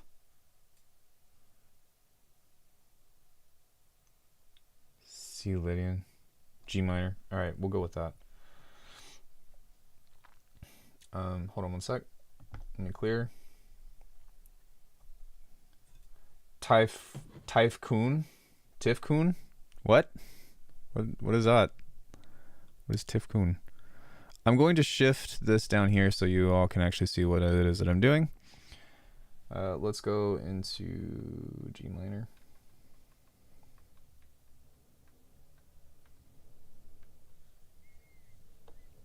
Let's come up with some kind of sequence. And then we're going to set that to 1/4.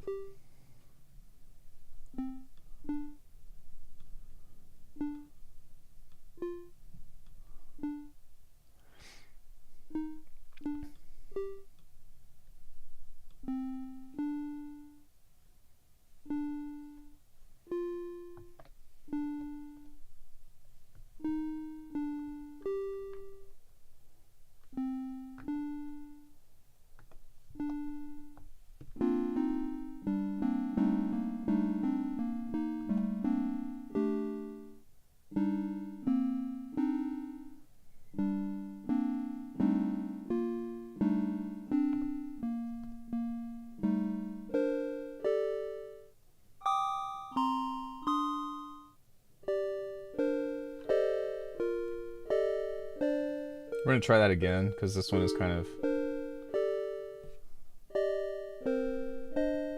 Maybe I'll just edit this.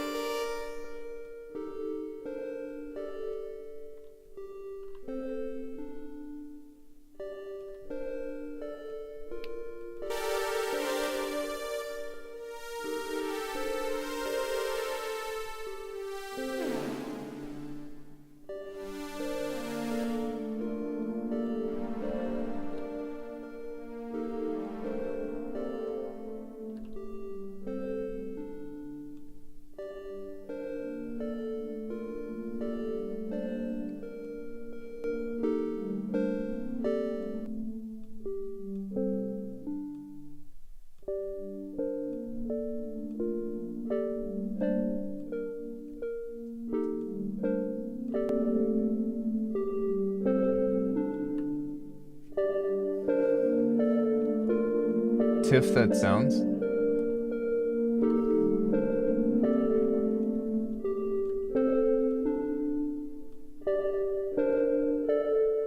So now that we have this, it's just a matter of having stuff kind of come in slowly.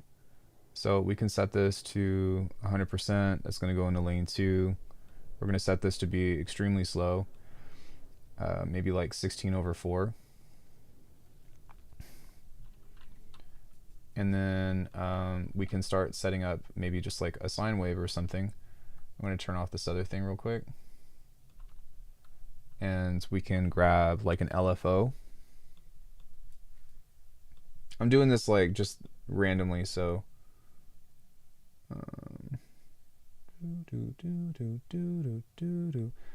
so we can set this to 12, so that way this will play octaves.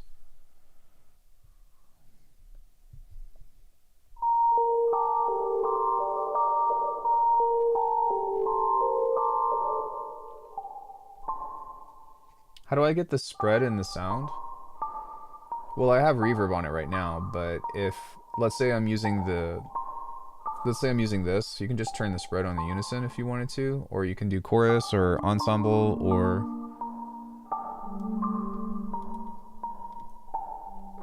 something of the sort.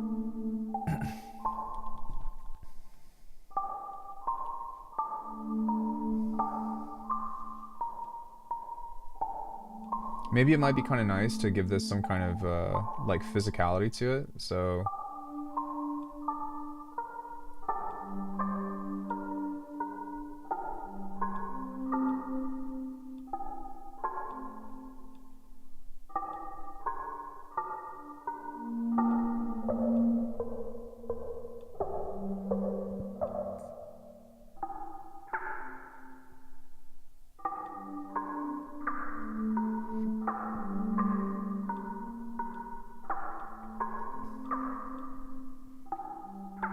we can set this to say never.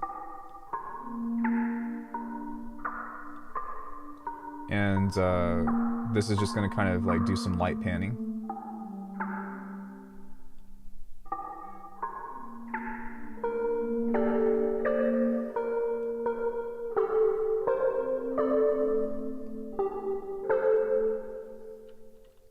You don't use embody anymore? I do, just not always on stream.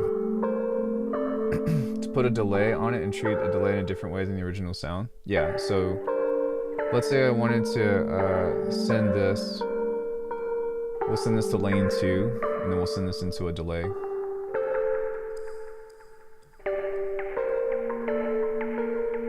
I was getting there, I just hadn't got to it yet.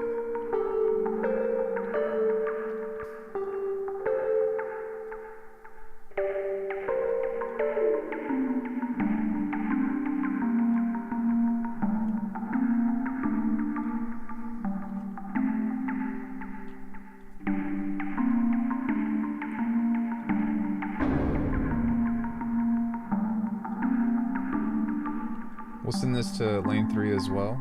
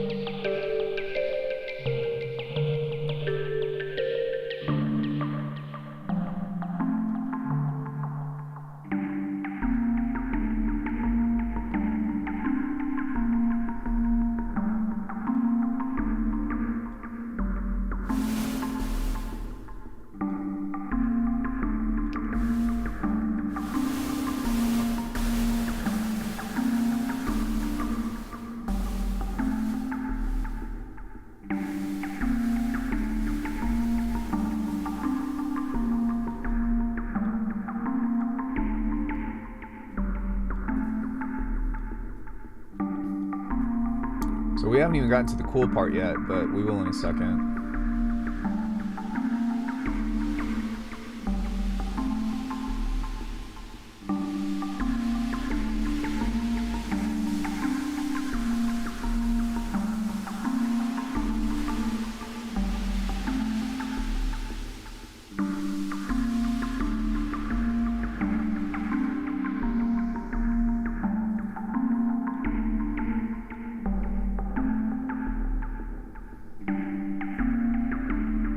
So now what we'll do is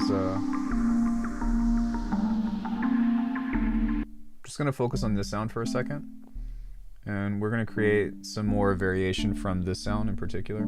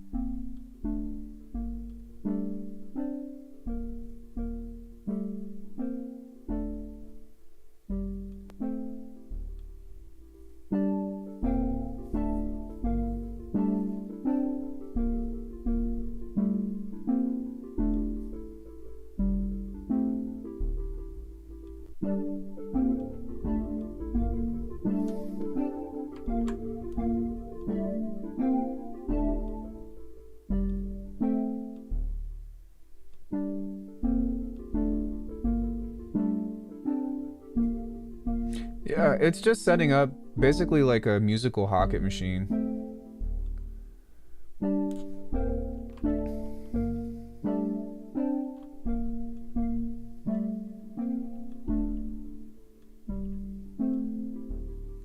How do I get those gray bubble effects and how do they work? Gray bubble effects?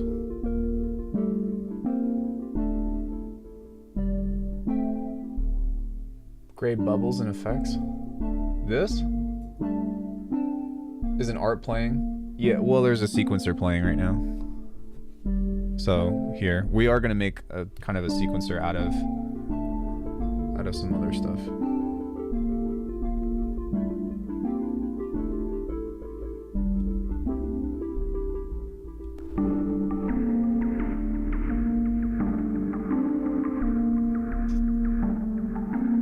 What gray bubbles are you talking about, though?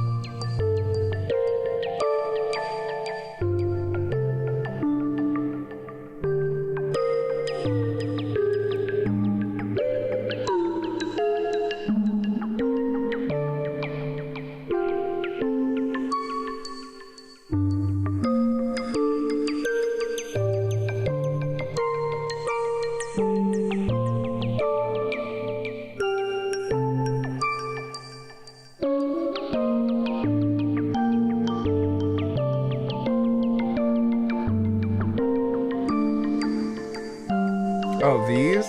That's just the amount of voices.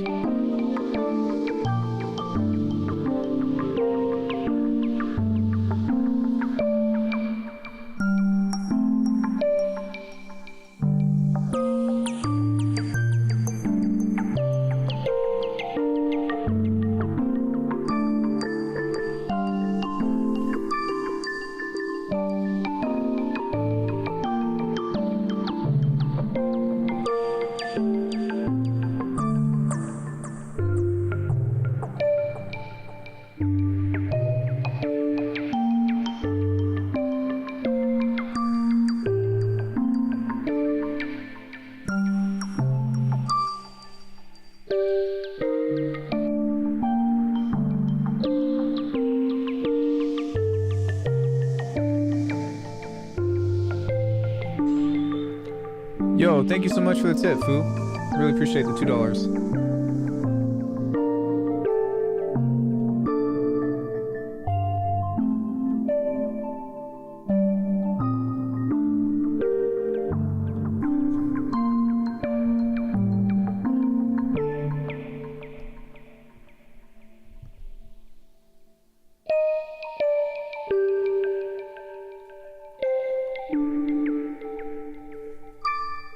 So now we can add some texture. And what do they do? It's just saying how many voices you're playing. That's it. They don't do anything. It's just an indicator of like how many notes you're pressing at once.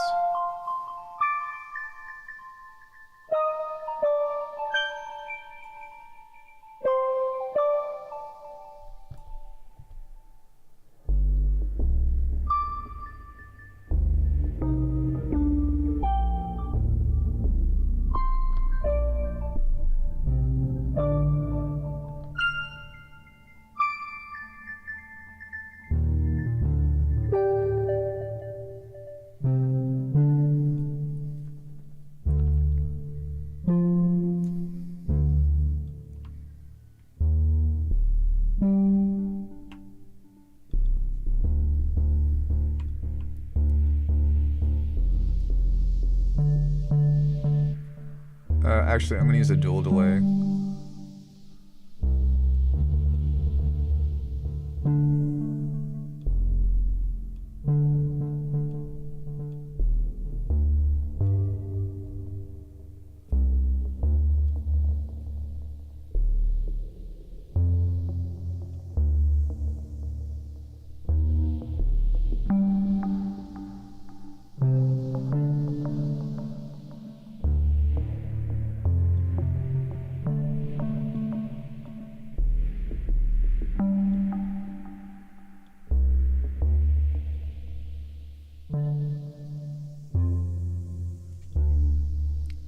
So now what I can do is we can start to create rhythm with this.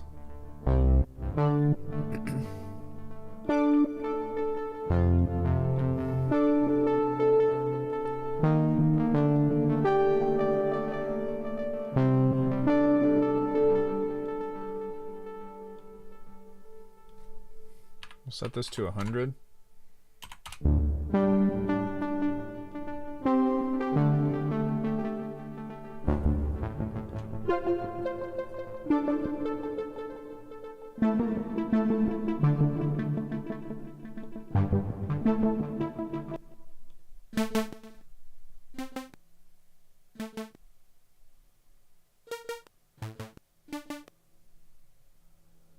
How many voices do I normally use for a song like this? I usually just play a chord.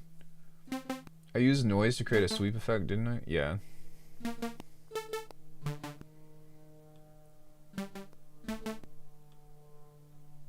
Hey, Mad, what's up?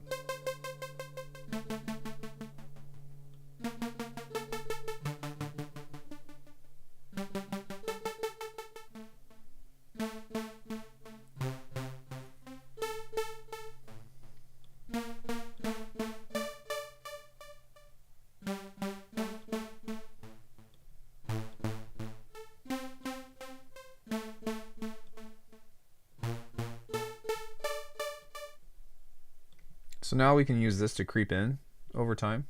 So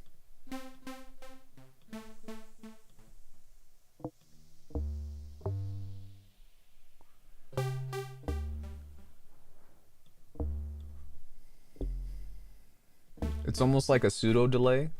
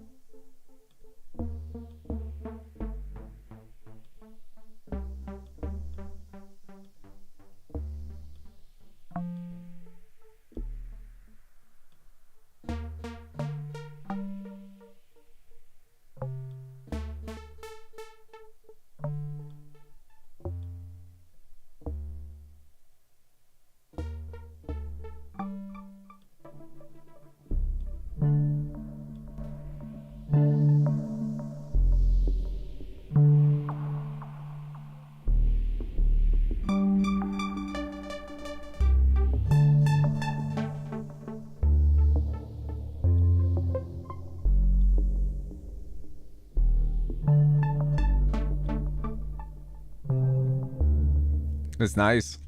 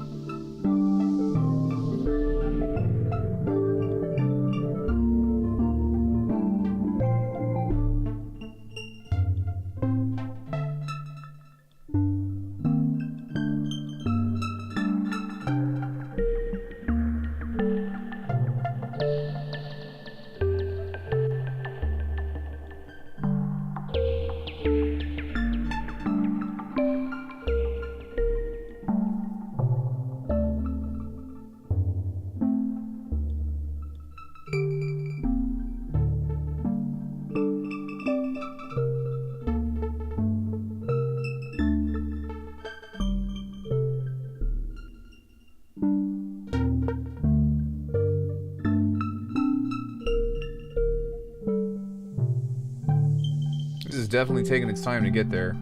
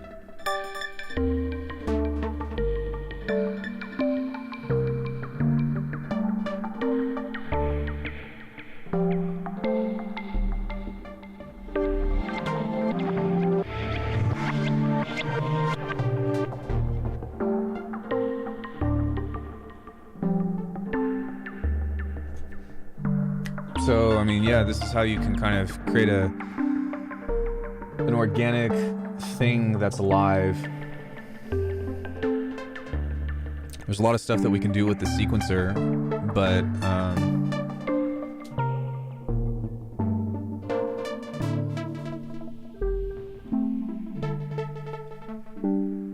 you know, we can also do stuff on the outside of this too.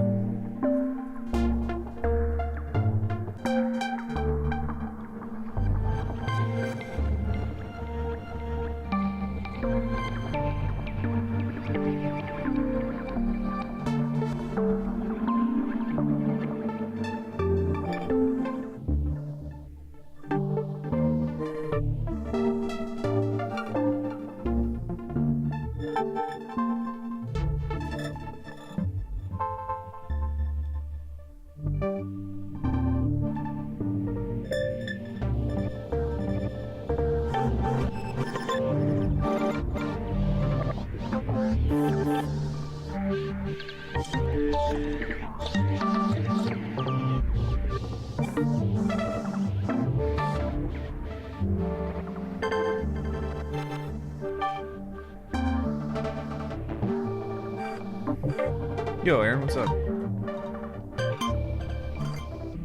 Guess I should have done this on here.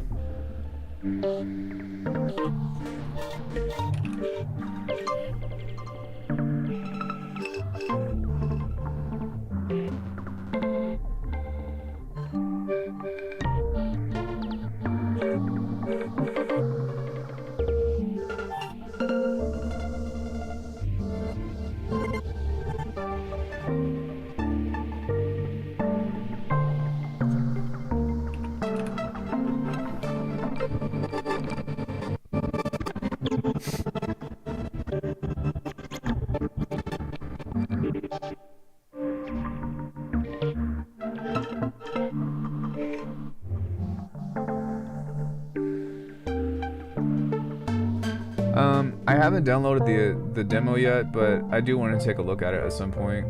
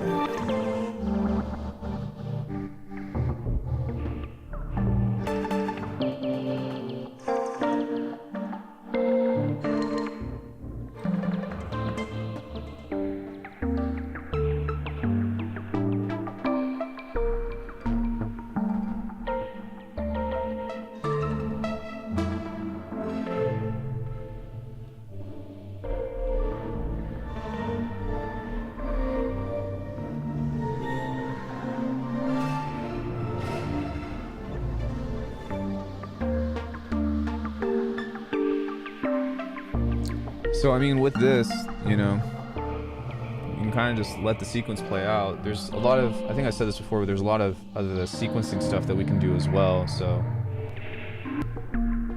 if I were to set this back into division mode, then I can change the timing of the chords and the melody. So let me mute this real quick and let's just go to this melody.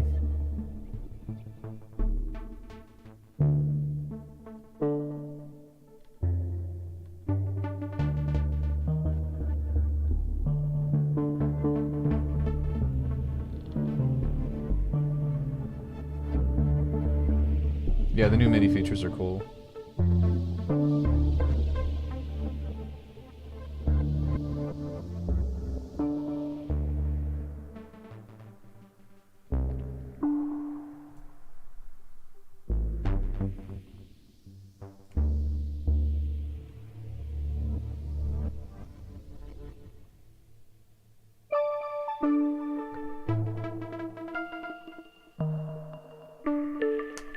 It's all good. Welcome back.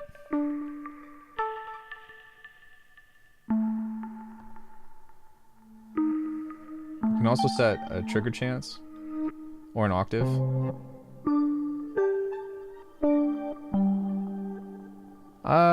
I think it's okay.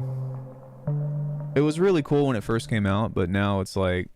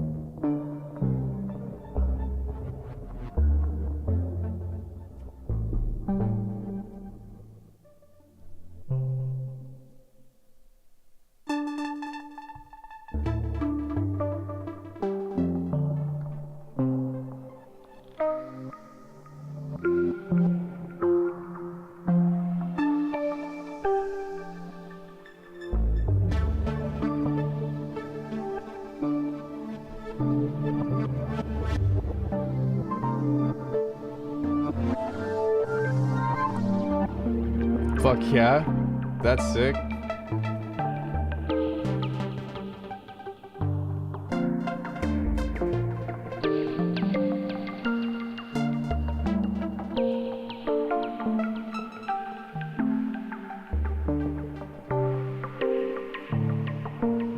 I'm telling you, man, this sequencer is the shit. If you have the right sound set up to it.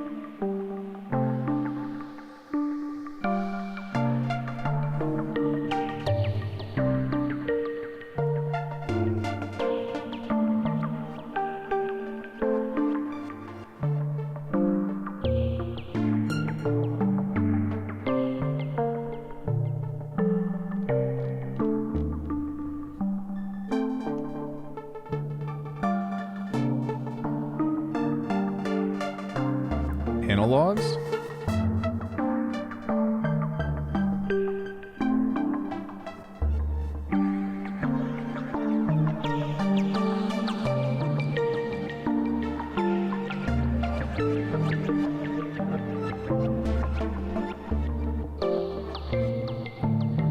Oh, like free versions?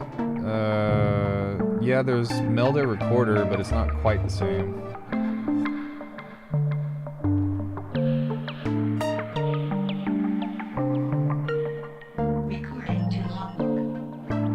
Yo, thank you for the follow, Rev.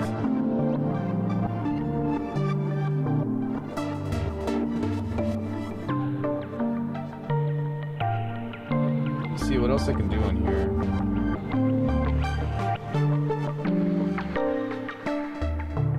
Vision percent.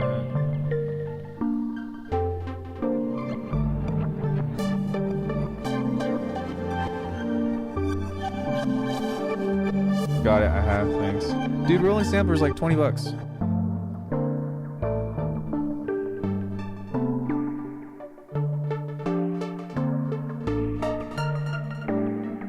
can try an arpeggiator.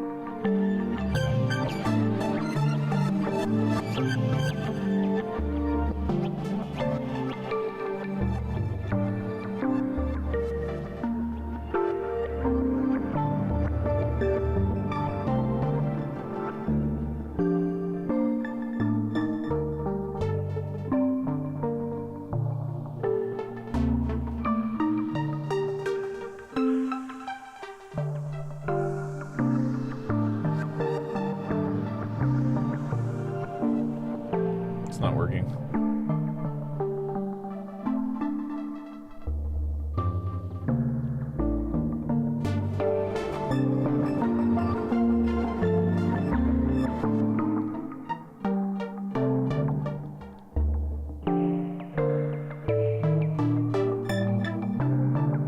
I think it needs to be in chord mode to run the arpeggiator.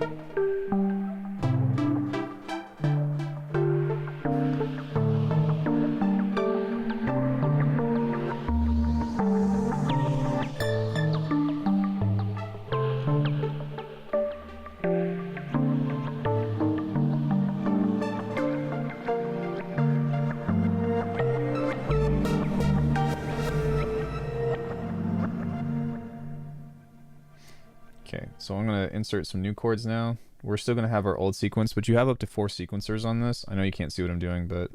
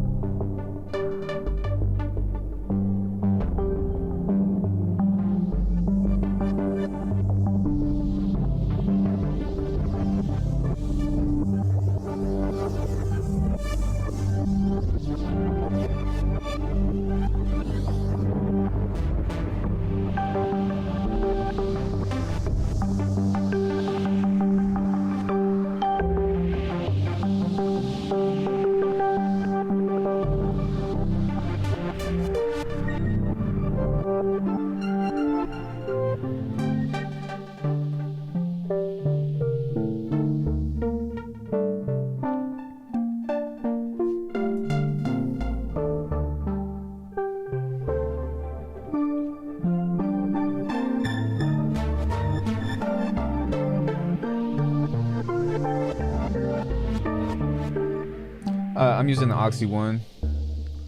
It's so awesome.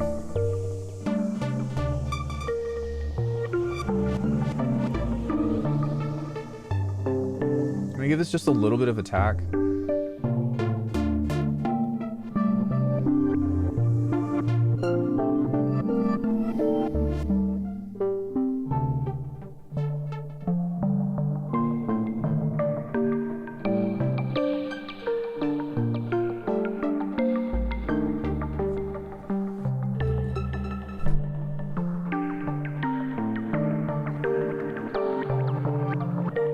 So, I mean, yeah, this is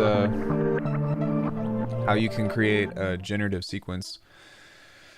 But I mean, really, you could do this within Bitwig as well. I mean, I have an hour-long video on how to make melodies, and hacks and stuff in order to get you going. But like, we could start with a chord progression on Scalar or something. Damn spendy. Yeah. But this is kind of my job too, so,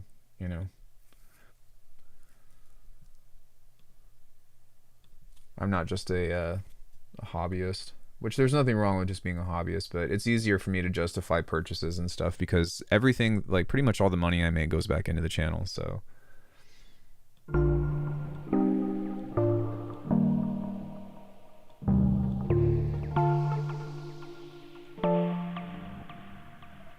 That's interesting. Every time we hit a chord, every time we hit a chord, it's gonna like do something different. So check this out.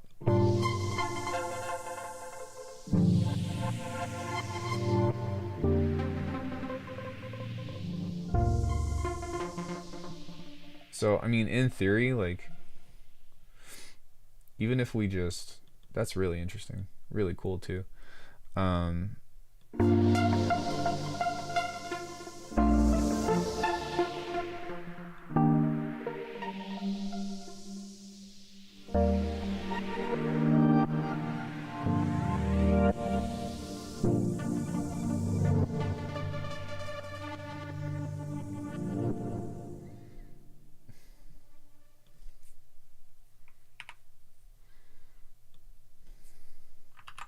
All right, so now that we have that, we can turn this off, turn the inputs off on this, but take a listen to this now.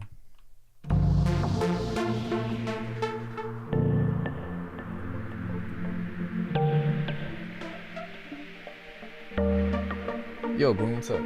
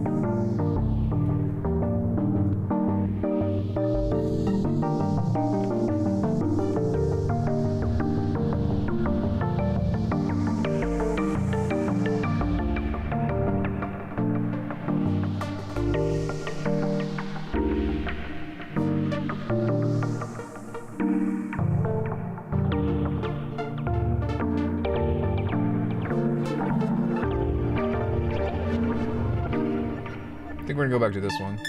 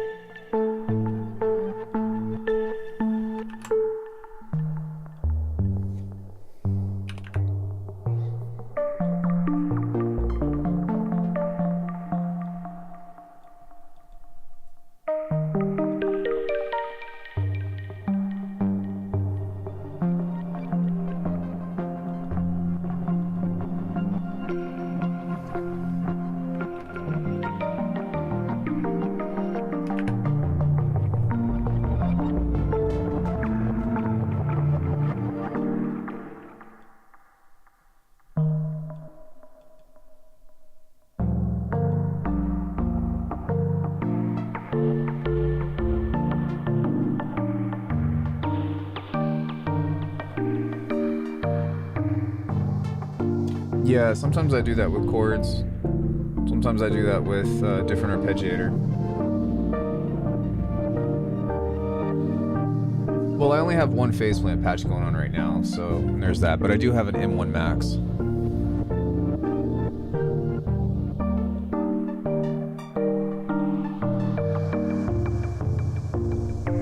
Also, we're in beta, so I have the feeling that the efficiency of this is kind of whack.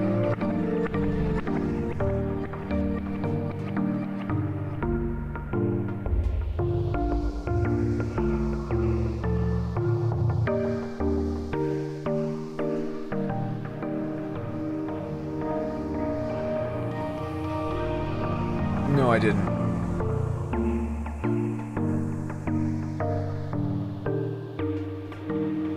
Cool live stream, by the way. Thanks, Bryn.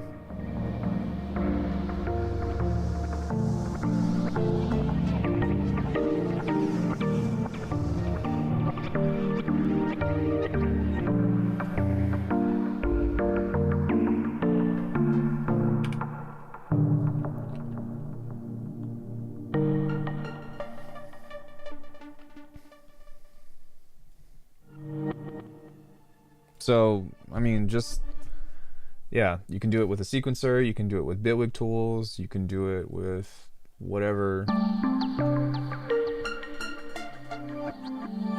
You could do it with whatever, but really it's like when you set up something ambient or you set up something musical, it's a lot easier for you to do like a modular jam with, because you already have like a strong idea, and then the sound design behind it kind of becomes insignificant. I mean, I guess it does, but or I guess it is important in some cases, but yeah, it all started from this, right? So having a patch that kind of just continues to give you crazy shit, give you an idea to randomize the velocity gate on the arpeggiator. That's assuming that your patch has velocity built into it. This does not. I didn't build that in because I didn't really care for it, but whatever. I probably should. I don't know. But yeah, I mean, you could just leave this on for 2 hours and then we're something kind of along the lines of Azure State. If you want to make everything slower and longer,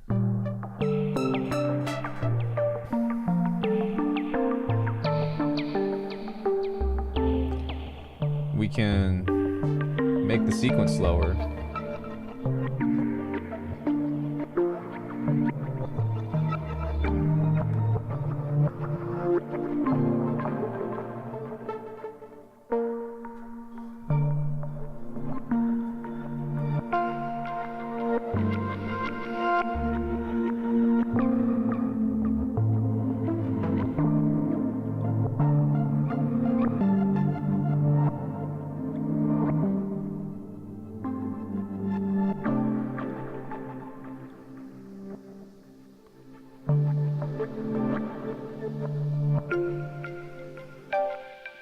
Hey, Steve. I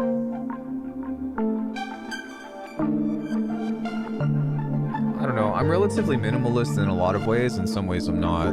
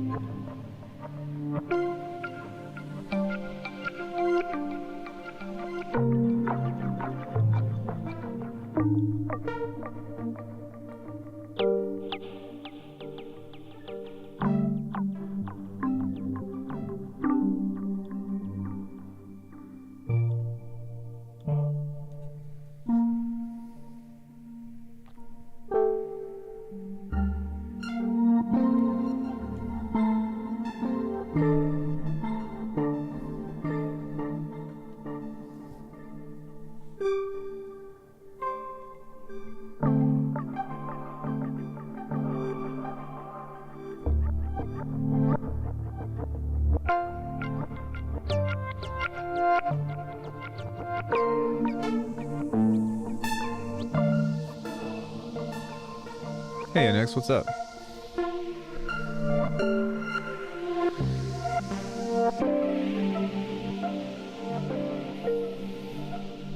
I wish I had like some pretty oscilloscope to put on or something.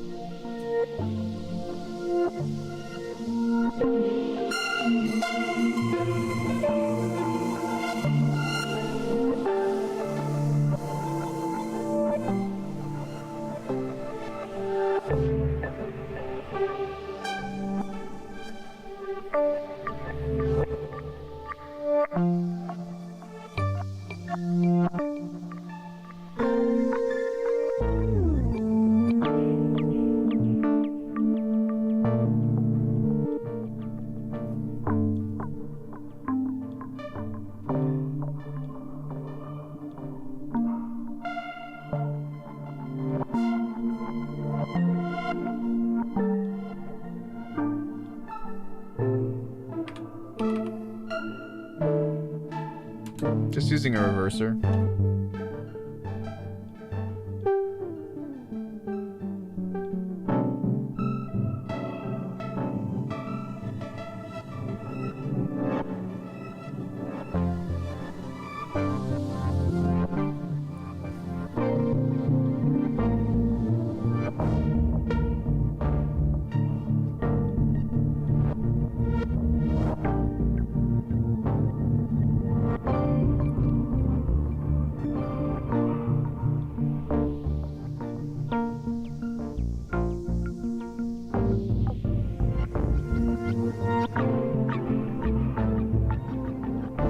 Yeah, it's a snap-in.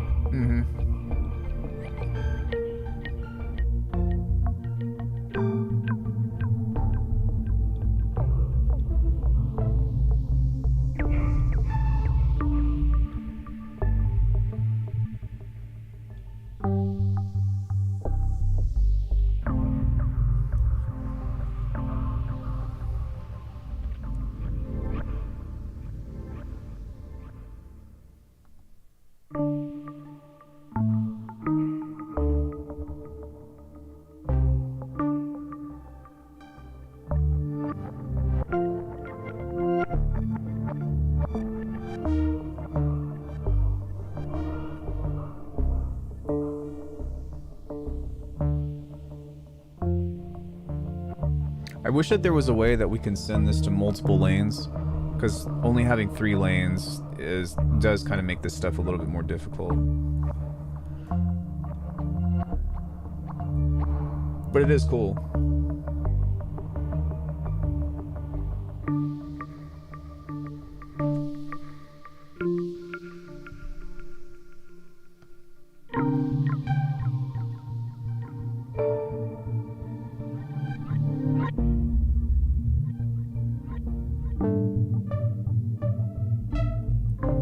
Yeah, but even still,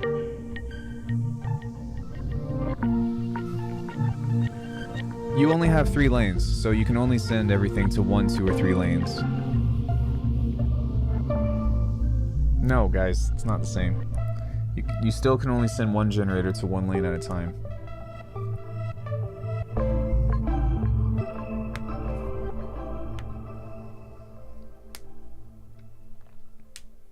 So like,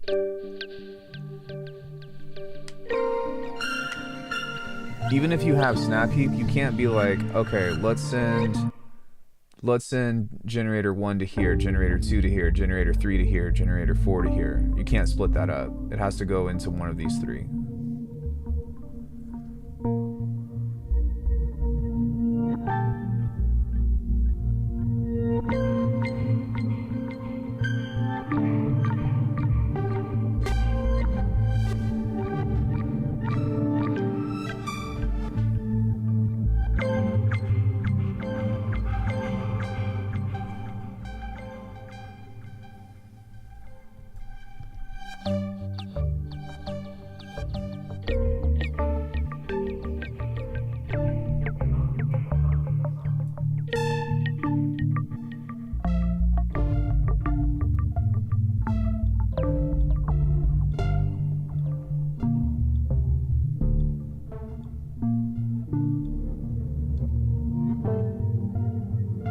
mean, yeah, you can just run an instrument rack, but this is all one patch.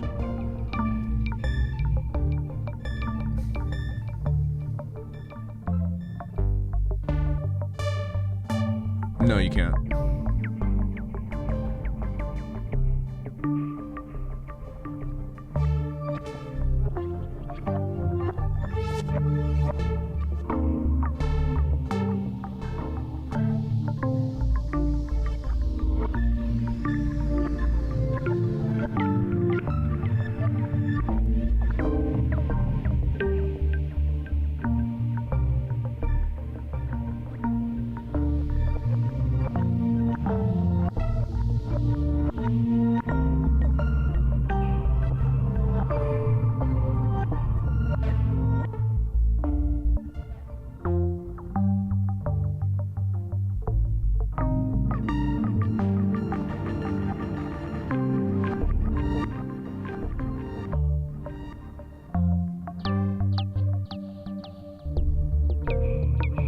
It is muddy, but it's really nice.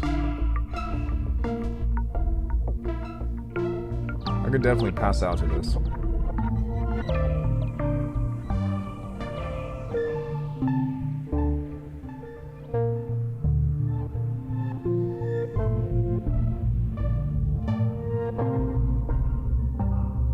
I have a question. If I uploaded an hour of this, would you all listen to it?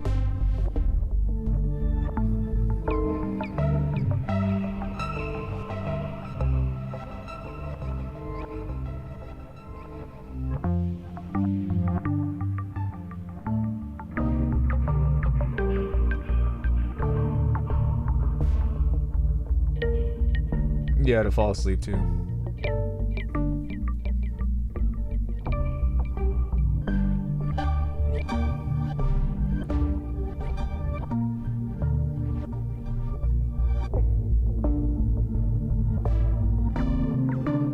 More interested in how it works. I just put it together from scratch.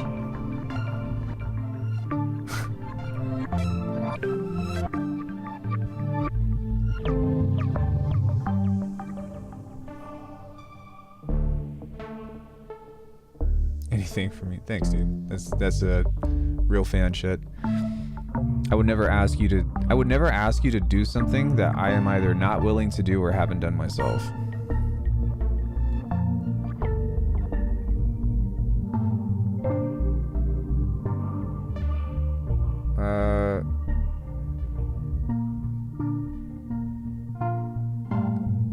Well, generally, like, you only have 3 lanes, right? So you kind of have to make a decision to split things up between one, but I mean, really, when I was designing this, I started with this.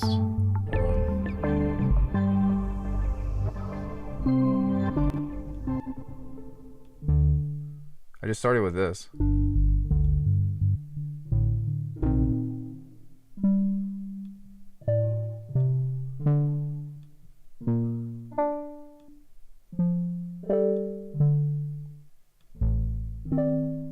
And so I sent that to lane 1, put a filter on it. That's not even doing anything.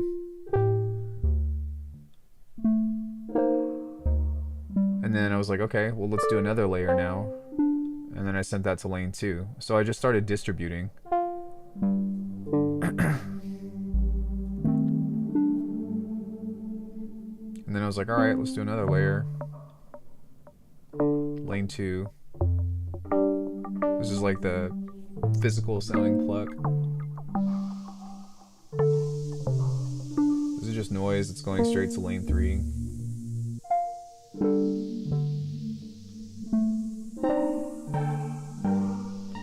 This is a 5th. That's just kind of creeping in and out. That's going to lane 3.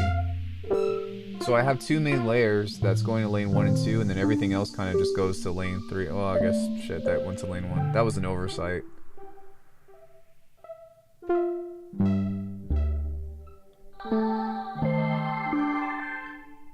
That's where that should be. And then lane 1, because it's bass, so we're keeping it low.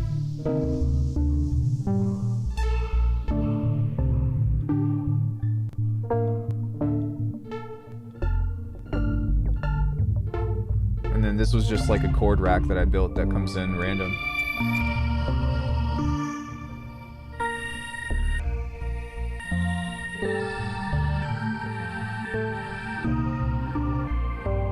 I might actually want to keep this somewhat low.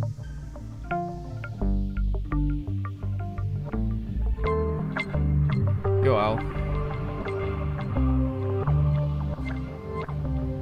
Effects and modulation. Well, there's not really a right or wrong answer, right? What it comes down to is, as opposed to looking for the right answer, it should be intention.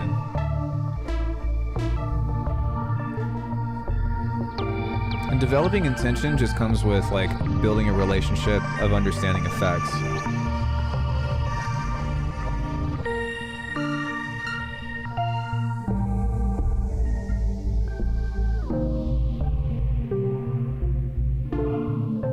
Like, for example, my intention with this choir changed because it was getting too high and like too shrieky. So pitching it down an octave to try not to let it get above kind of mellowed it out.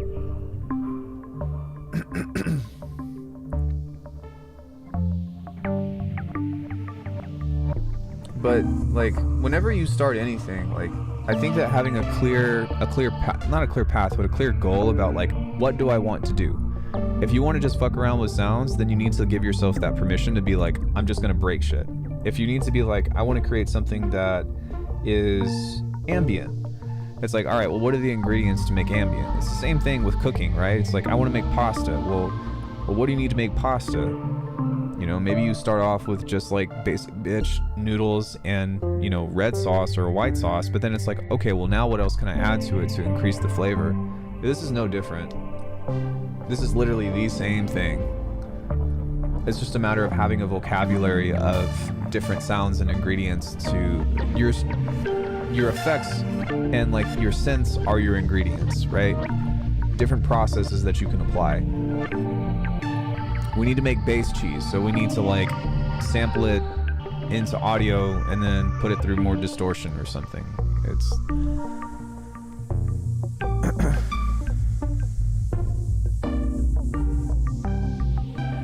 sound design really is not hard. I think that most people are trying to just like be really like meticulous with like, oh, I need to like, I'm afraid of doing something wrong. It's like, there's a couple of things like, yeah, maybe try to keep your low end, you know,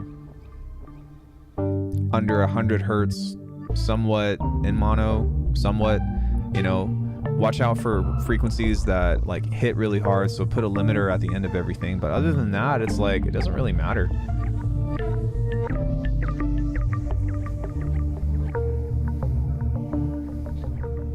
I mean, like, if you open this up, these are a lot of effects, but it's still a limited number, right? There comes to be a certain point where, like, the way that you come up with unique stuff is really through combination.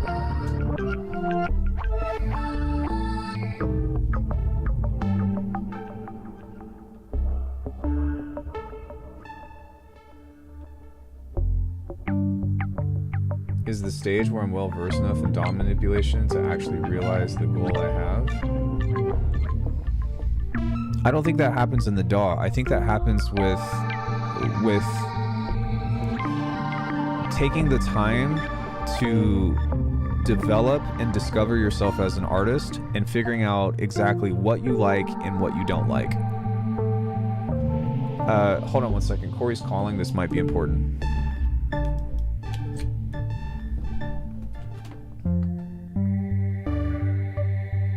Hey, honey.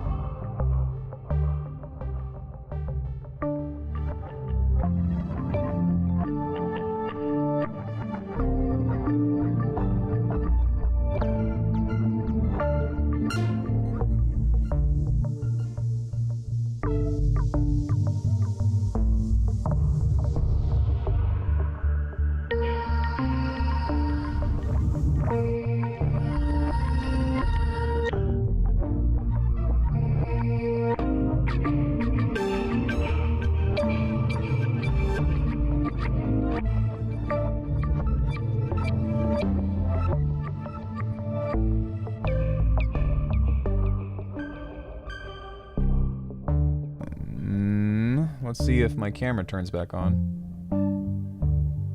So, yeah, what's up? What's this? There we go. Hello. Should start doing that.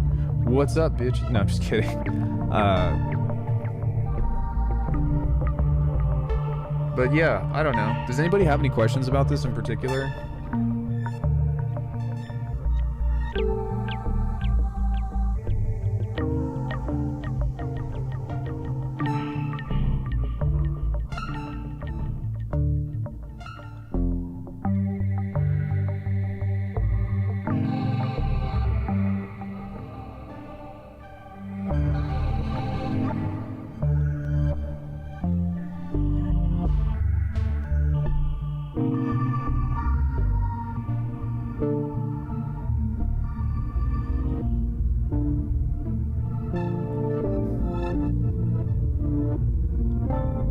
Well, that was the last patch that I did.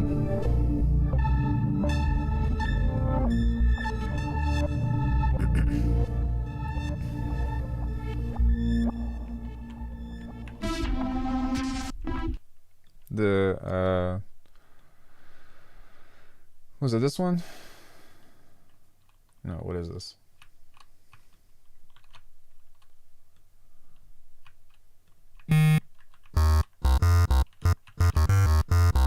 There you go. There's your neural base. No, what did we call this? Rumble from the cellar. So this, I found a cool way to make granular stuff work within bases, which I think is something that I haven't really tapped into a whole lot, which I'll do a video on at some point, but this ended up becoming really cool.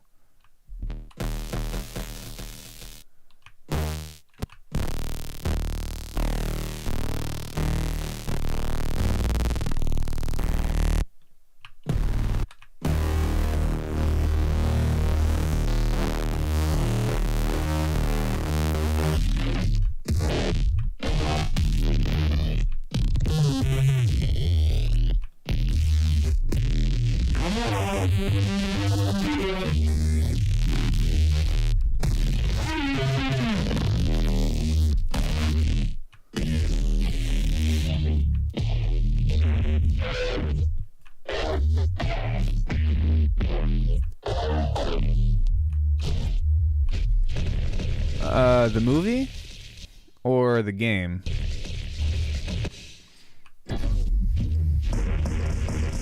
Are you going alone or with kids or?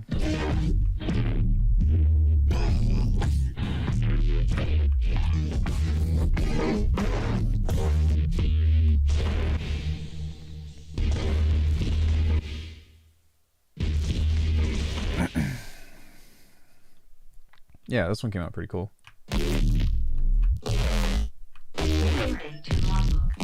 Yo, Zacob, thank you so much for the follow. Happy creating movie. I don't game, sitting at home. I'm a pirate. Oh, in that case, I would maybe like, I don't know. I don't really care for Five Nights at Freddy's personally. I'm actually the opposite of you. I don't watch movies.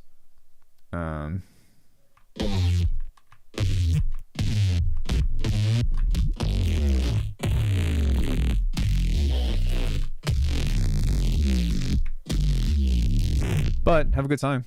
Let me know if it's good.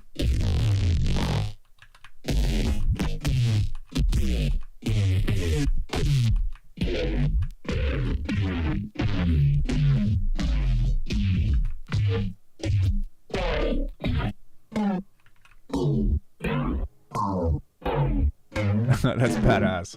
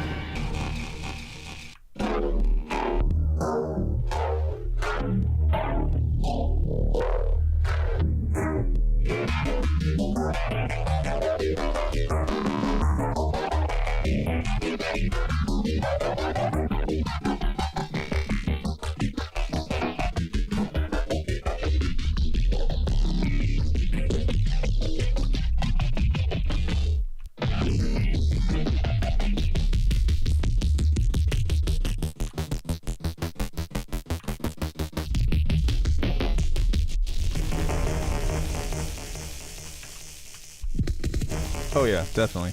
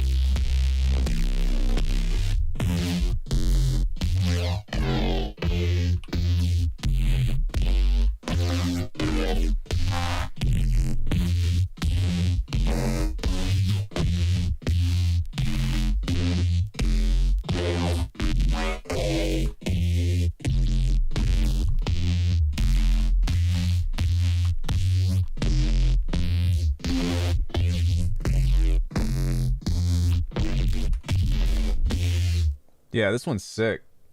What a cool patch. I think that what I need to do as well is I need to deconstruct this a bit so that way I can save this as a granular template.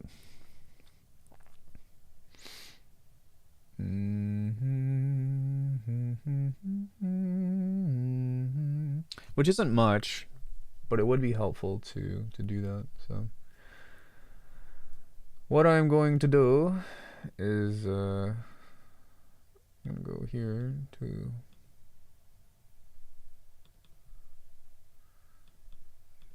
basically I'm going to delete all this stuff. Fear not.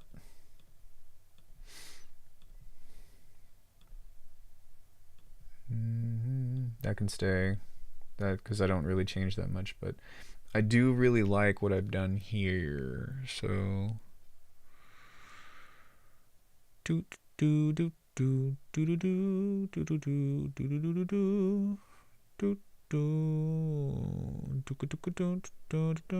I might just keep this the way that it is too, because sorry for the clearing, for the esophagus clearing. But yeah, I might just keep that the way that it is as well, because I don't really see the point. Can I clear this? Oh man, we haven't even gotten into this stuff yet. Oh, I hope that at some point they add all of the other processing that you can do with a sample and stuff, because they have that, don't they? If I'm not mistaken. Did you say steak? Sampler? No, just with wavetables. But that would be cool. That would be very, very, very, very cool. So let's get rid of this. We'll just put a limiter on here.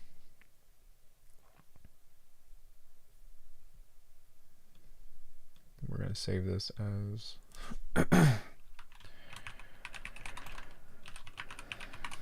granular template.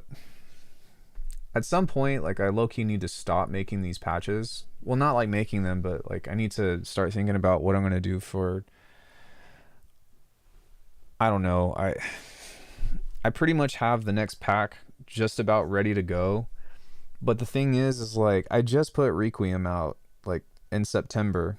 And I really don't like. I really want to pump that because I put a lot of work into that, and I don't want to release a new preset pack like every 3 months. But at the same time, like my Requiem my Requiem patches did extremely well the first month, and then they just plummeted.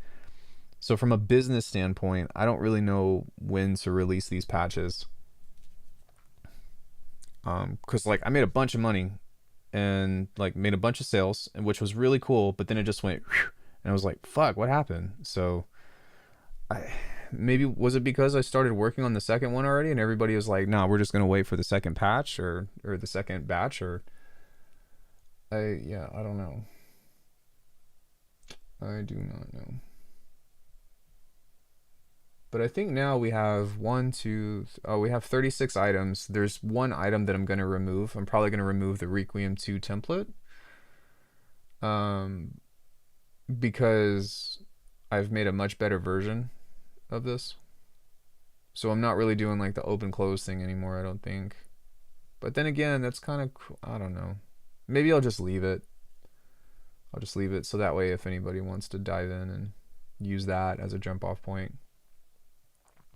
I know. I hate fucking advertising.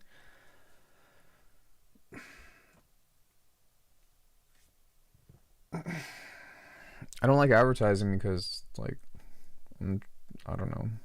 I gotta hustle, but I'm not. I want people to be inspired by this stuff and not be like, hey, you know, hey, buy this because I need to pay bills. If that makes sense. Which I do a really good job of keeping my expenses low. I'm extremely frugal, but usually, usually, actually, yeah. Like I bought these two things, but I sold other gear in order to get them. And the other gear that I got from beforehand was like an accumulation over years. So I'm like, I'm not buying something new like that every month or every week. Me too, but it's the evil side of this stuff. Yeah, I don't know. Like I said, I just want people to be happy with like what it is, and I want them to see the value. That's what it is I really want people to see the value behind what I have to offer. Um, as opposed to like trying to quick fix some shit or something like that. I want people to be like, oh, this was great, or like this is something that I could use, and build like this whole like ecosystem of production style, you know to which, like, to be fair, like I'm not doing anything that's absolutely unique, but it is unique because I've taken like a bunch of stuff from different things and like found my own path, and I've been very open about how to share that. I'm noticing the benefits of going off-grid drums on halftime beats, like little reverse perks up in the hits much harder too. I would try not to be super specific with it. Um, and I would also like encourage you to like when you're first starting off, try not to use a bunch of elements. Like try to I'm like if you watched earlier, I used a bunch of sounds or whatever, but like build it's all about the groove. Halftime is all about groove. If you have something like a hi-hat that sounds really cool, and again, when we talk about shit that I did or didn't make up, like this isn't coming from me, this is coming from Cage and Zane, lovely lovely people, and Chi as well. um, if you do something like this, it's gonna be fucking boring, right? Let's just use one bar. No, stop. Fuck off. So,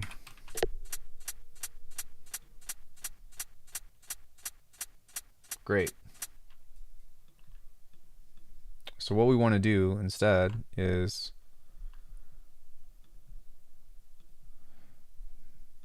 come up with an actual sequence or come up with an actual phrase that we can use to make this a little bit more interesting.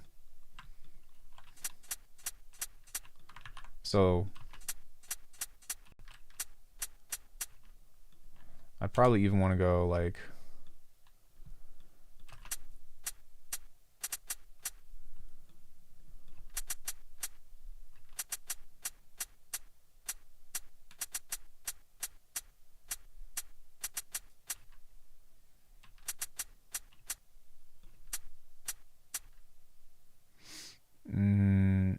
maybe we can go and just put that there. So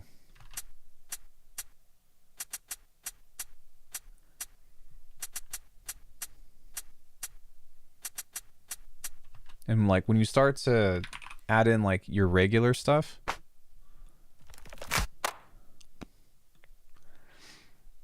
then you make it swing a little bit. So usually that involves like making this a little bit early, but oops, that's on the DistTube culture rack and we don't want to do that.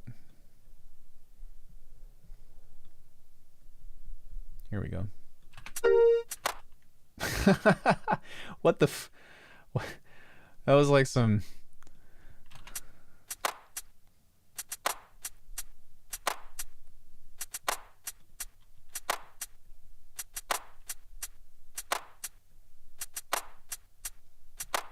okay.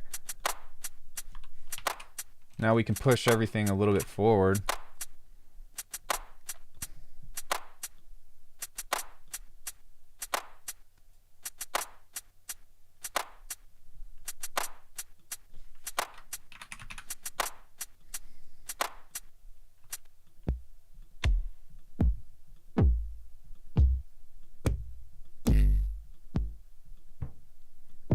This is why I make my own kicks.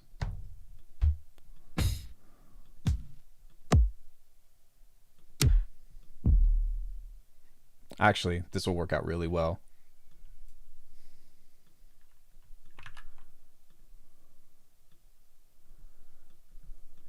So check this out.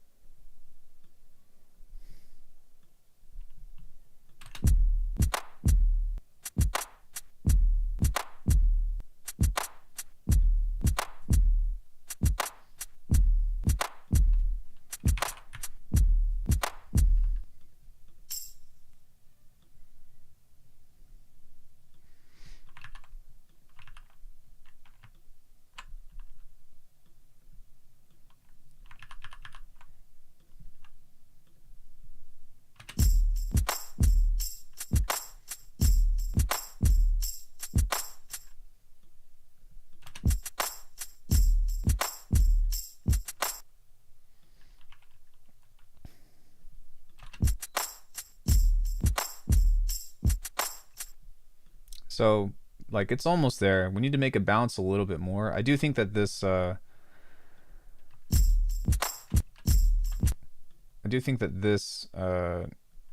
on one second.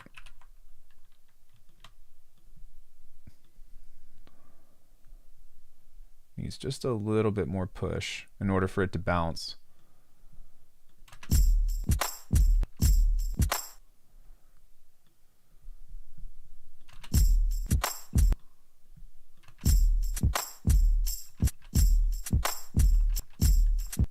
And then spaces are incredibly important with this stuff.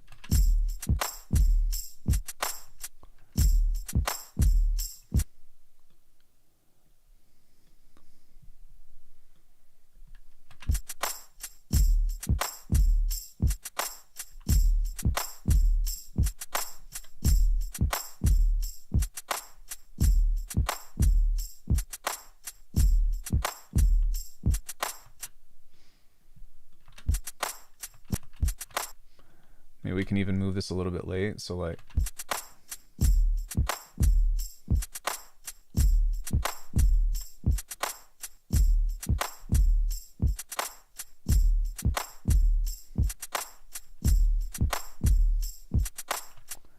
and then what we can do is create a phrase with this as well. So we can be like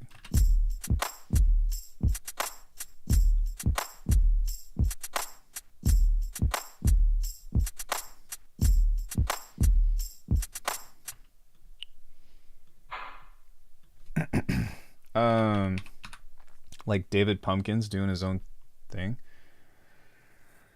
I had some snares that hit 132 late and sluggish top perks. Yeah, like I would say, like I guess my point is like try not to be too clinical with it, and like you really got to feel it out, as opposed to being like, oh, I'm gonna be so precise with like the placement of stuff. Like there's very much a feel to creating beats like this.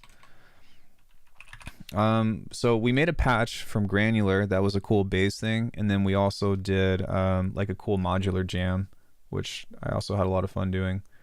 We might even want to play some of that over and see if that does anything cool.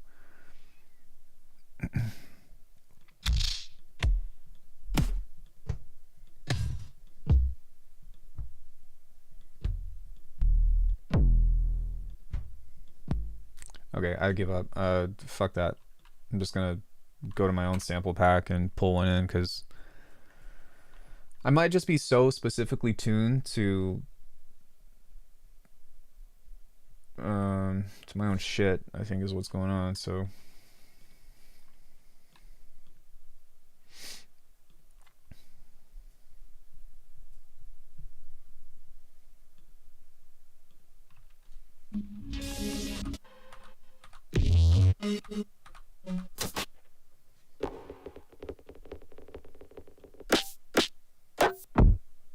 there we go.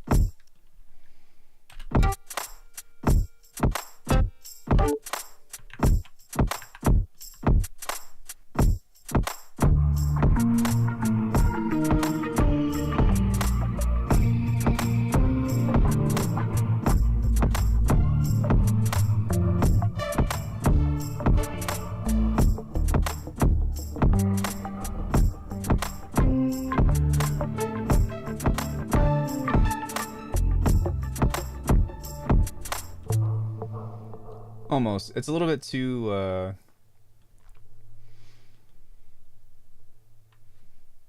this is a little bit too like spaced out, and we need like more tight sounds. But I mean, in some cases, like on some of those hits, it sounds pretty nice. But once you get this, it's like that's why I think beatboxing is so important, because it's like hold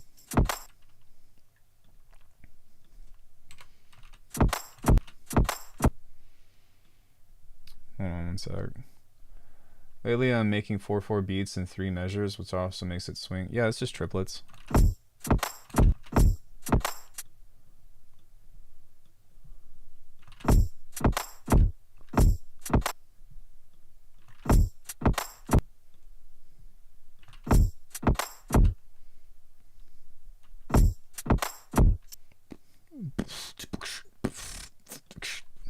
Sometimes spaces is really good too, so as opposed to just like laying down tons of kicks.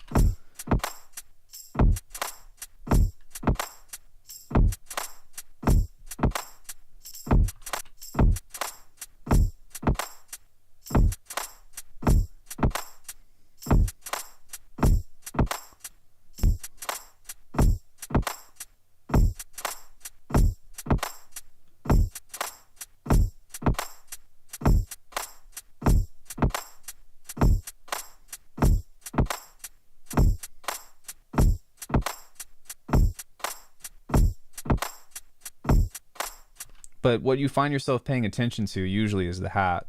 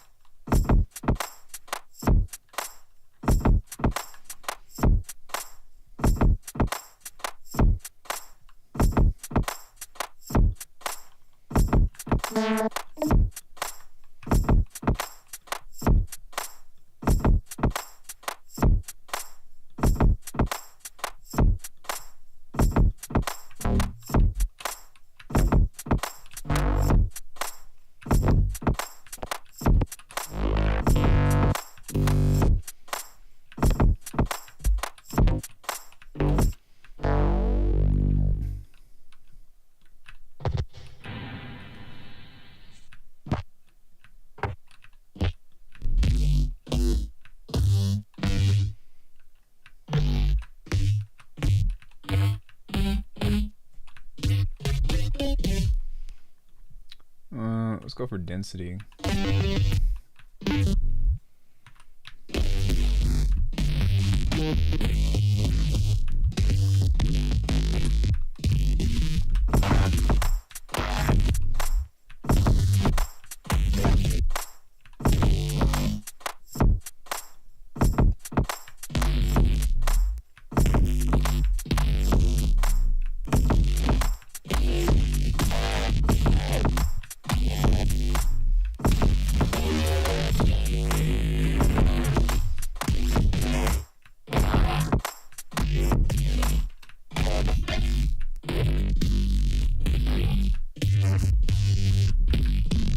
Yeah, so you can get into your phrasing and all that other stuff and then just laying that along.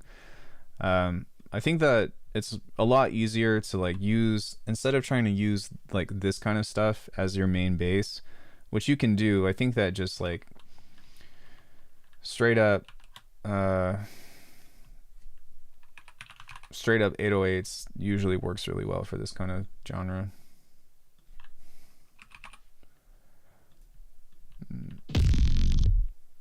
That is not an 808.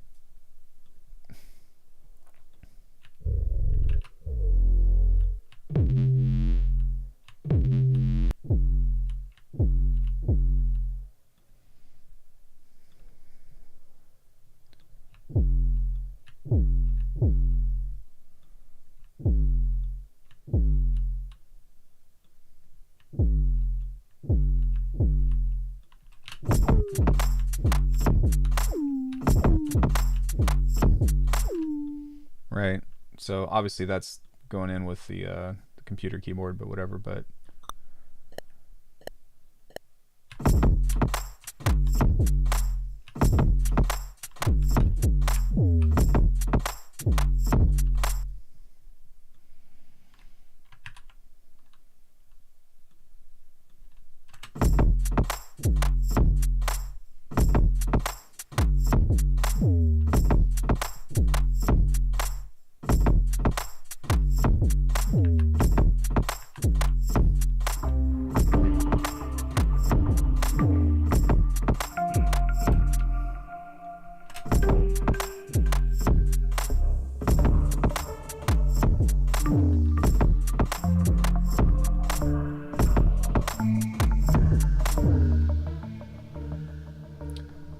which one is playing right now?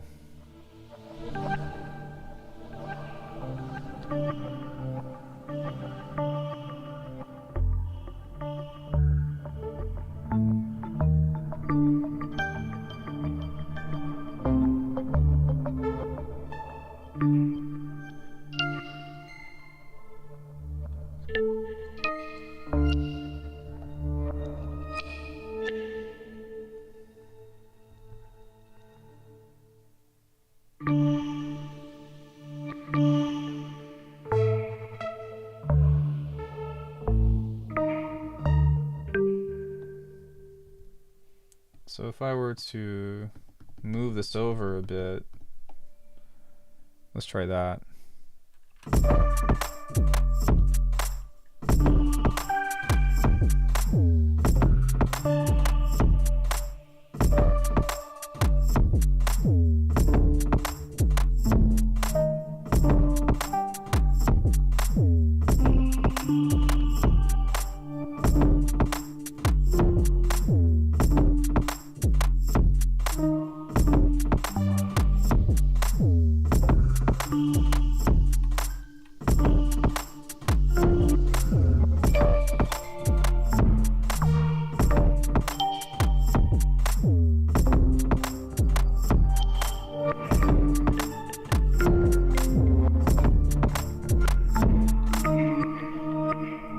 Yeah, so even just turning off this and just making this a little bit more simple.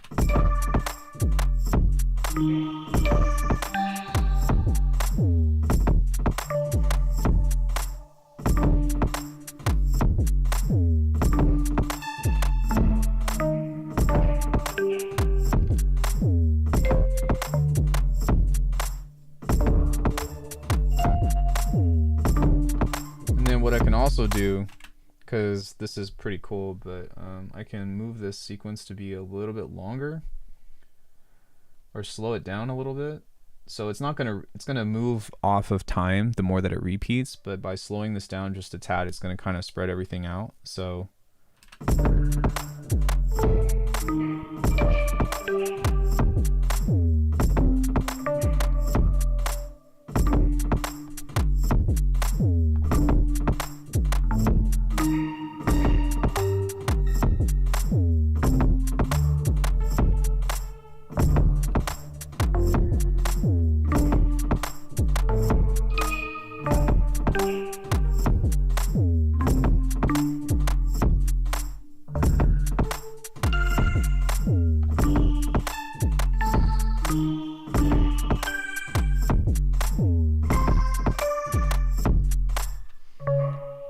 So, you know, just making a cool little groove or whatever is, that's kind of what goes into it. But I think that sound selection is a huge proponent of that as well.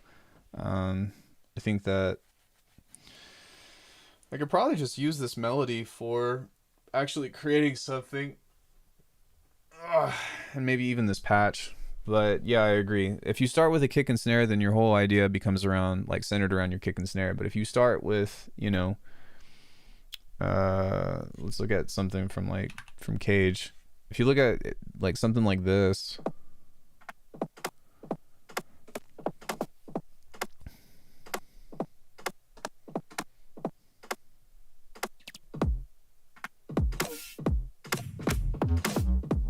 hold on,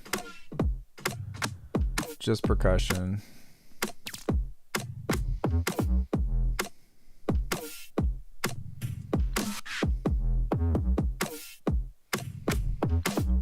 I don't know why that's not working, but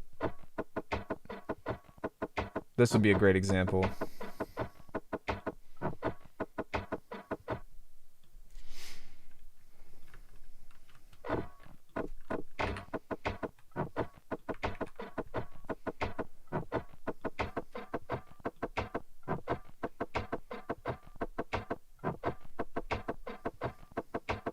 As opposed to doing now like a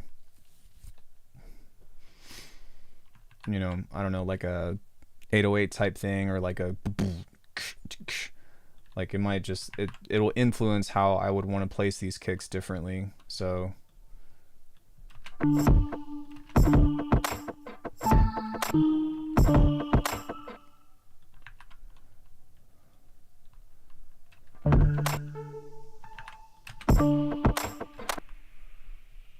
like a,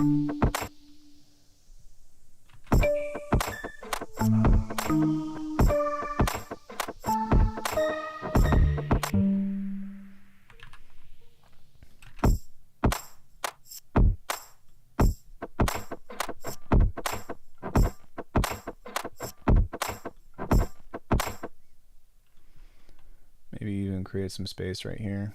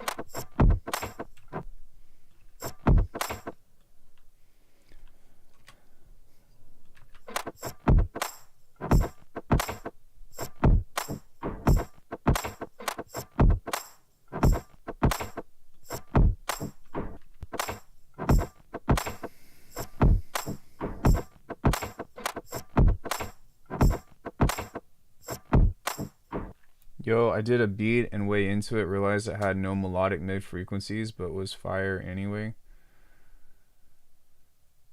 You ever get the feeling like you're not being listened to? I was doing this for you to show you like how you can build off of like just percussion and stuff.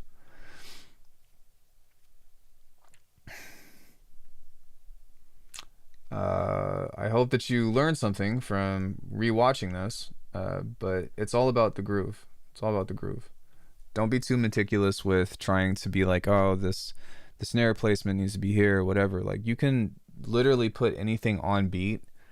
Like you can just go like kick, snare, and just have like a straight up rolling hi-hat and then just push everything a little bit or push your hats a little bit late and that'll create a groove. But I think that it's really important not to try to be like, I'm gonna fuck this up over here and then this is gonna be like way off and be way sloppy. And I guess you could take that route. I've done that plenty of times to where like it's just one or like two beats like this and I've been like, okay, this is just gonna be like ultra fucked, you know. Community.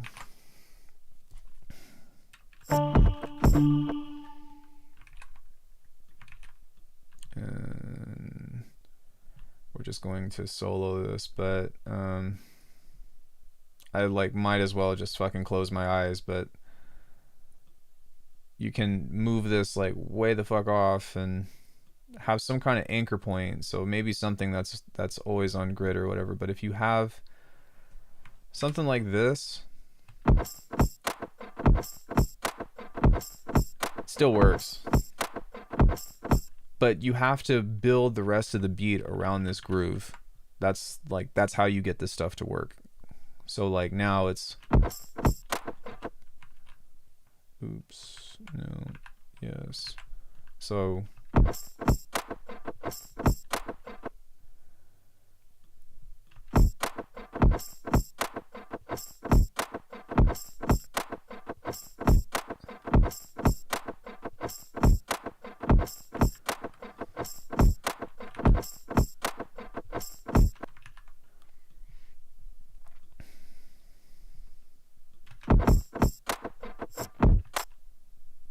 this is actually pretty sick.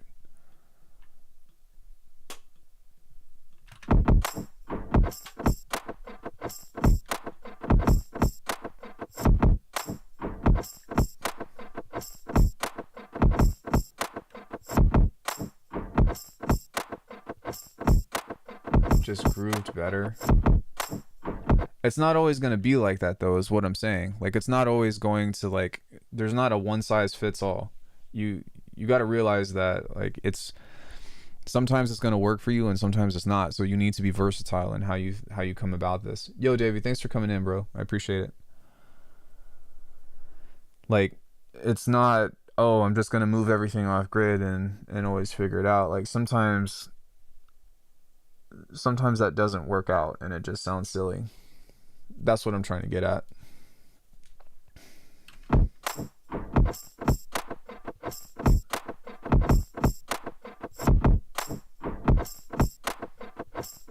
Like this would be really hard to put something over because it's so fucked up. But I mean, you could do it. You could just like sustain a note, I guess.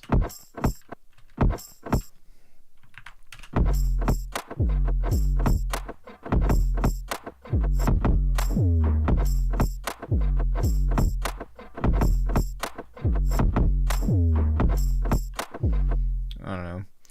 Maybe we could computer keyboard and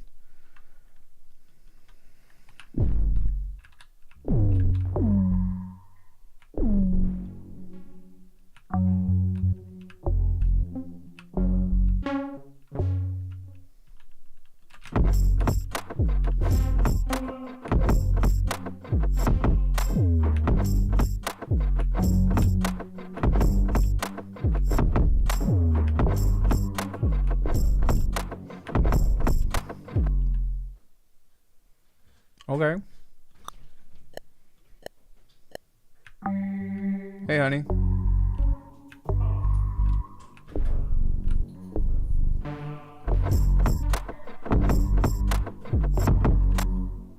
So figuring out where this can place in, and then like it might not want to be like on the one. You might want to place it over where a kick should be. Generally, on every beat is kind of safe, but if we were to maybe help me out here, quantize this and then figure out where this could go. Congratulations, sweetie. How you feeling? Feel like I don't I feel that. It's a whole lot of feelings. We can place this like right here. So ish.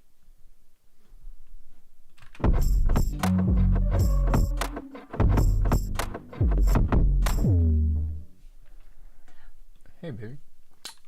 Congrats! You did it!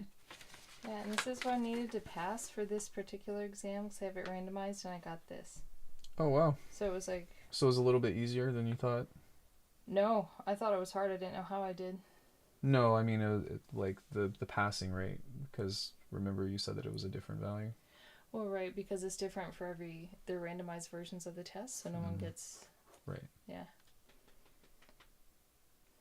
Dude, So relieved. you did it. You got through. Look at that smile. I want to do nothing. Look at that cheese.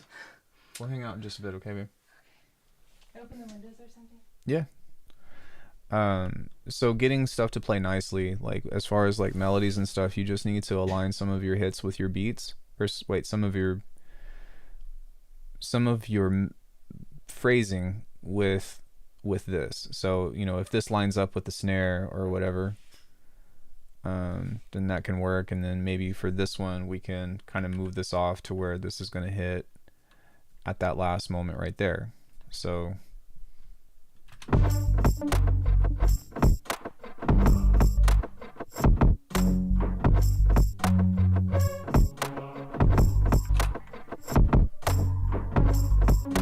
yeah, it's fucked up. Although I am curious to see what would happen if we kind of just have like a straight beat on this to help keep the anchor. Because like you need to have something that's going to help you figure out the tempo of how to keep up. Because otherwise it just goes to shit.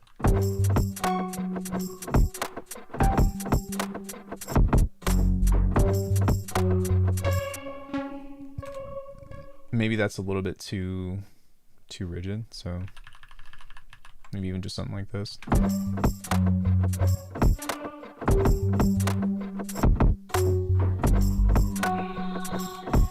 Maybe even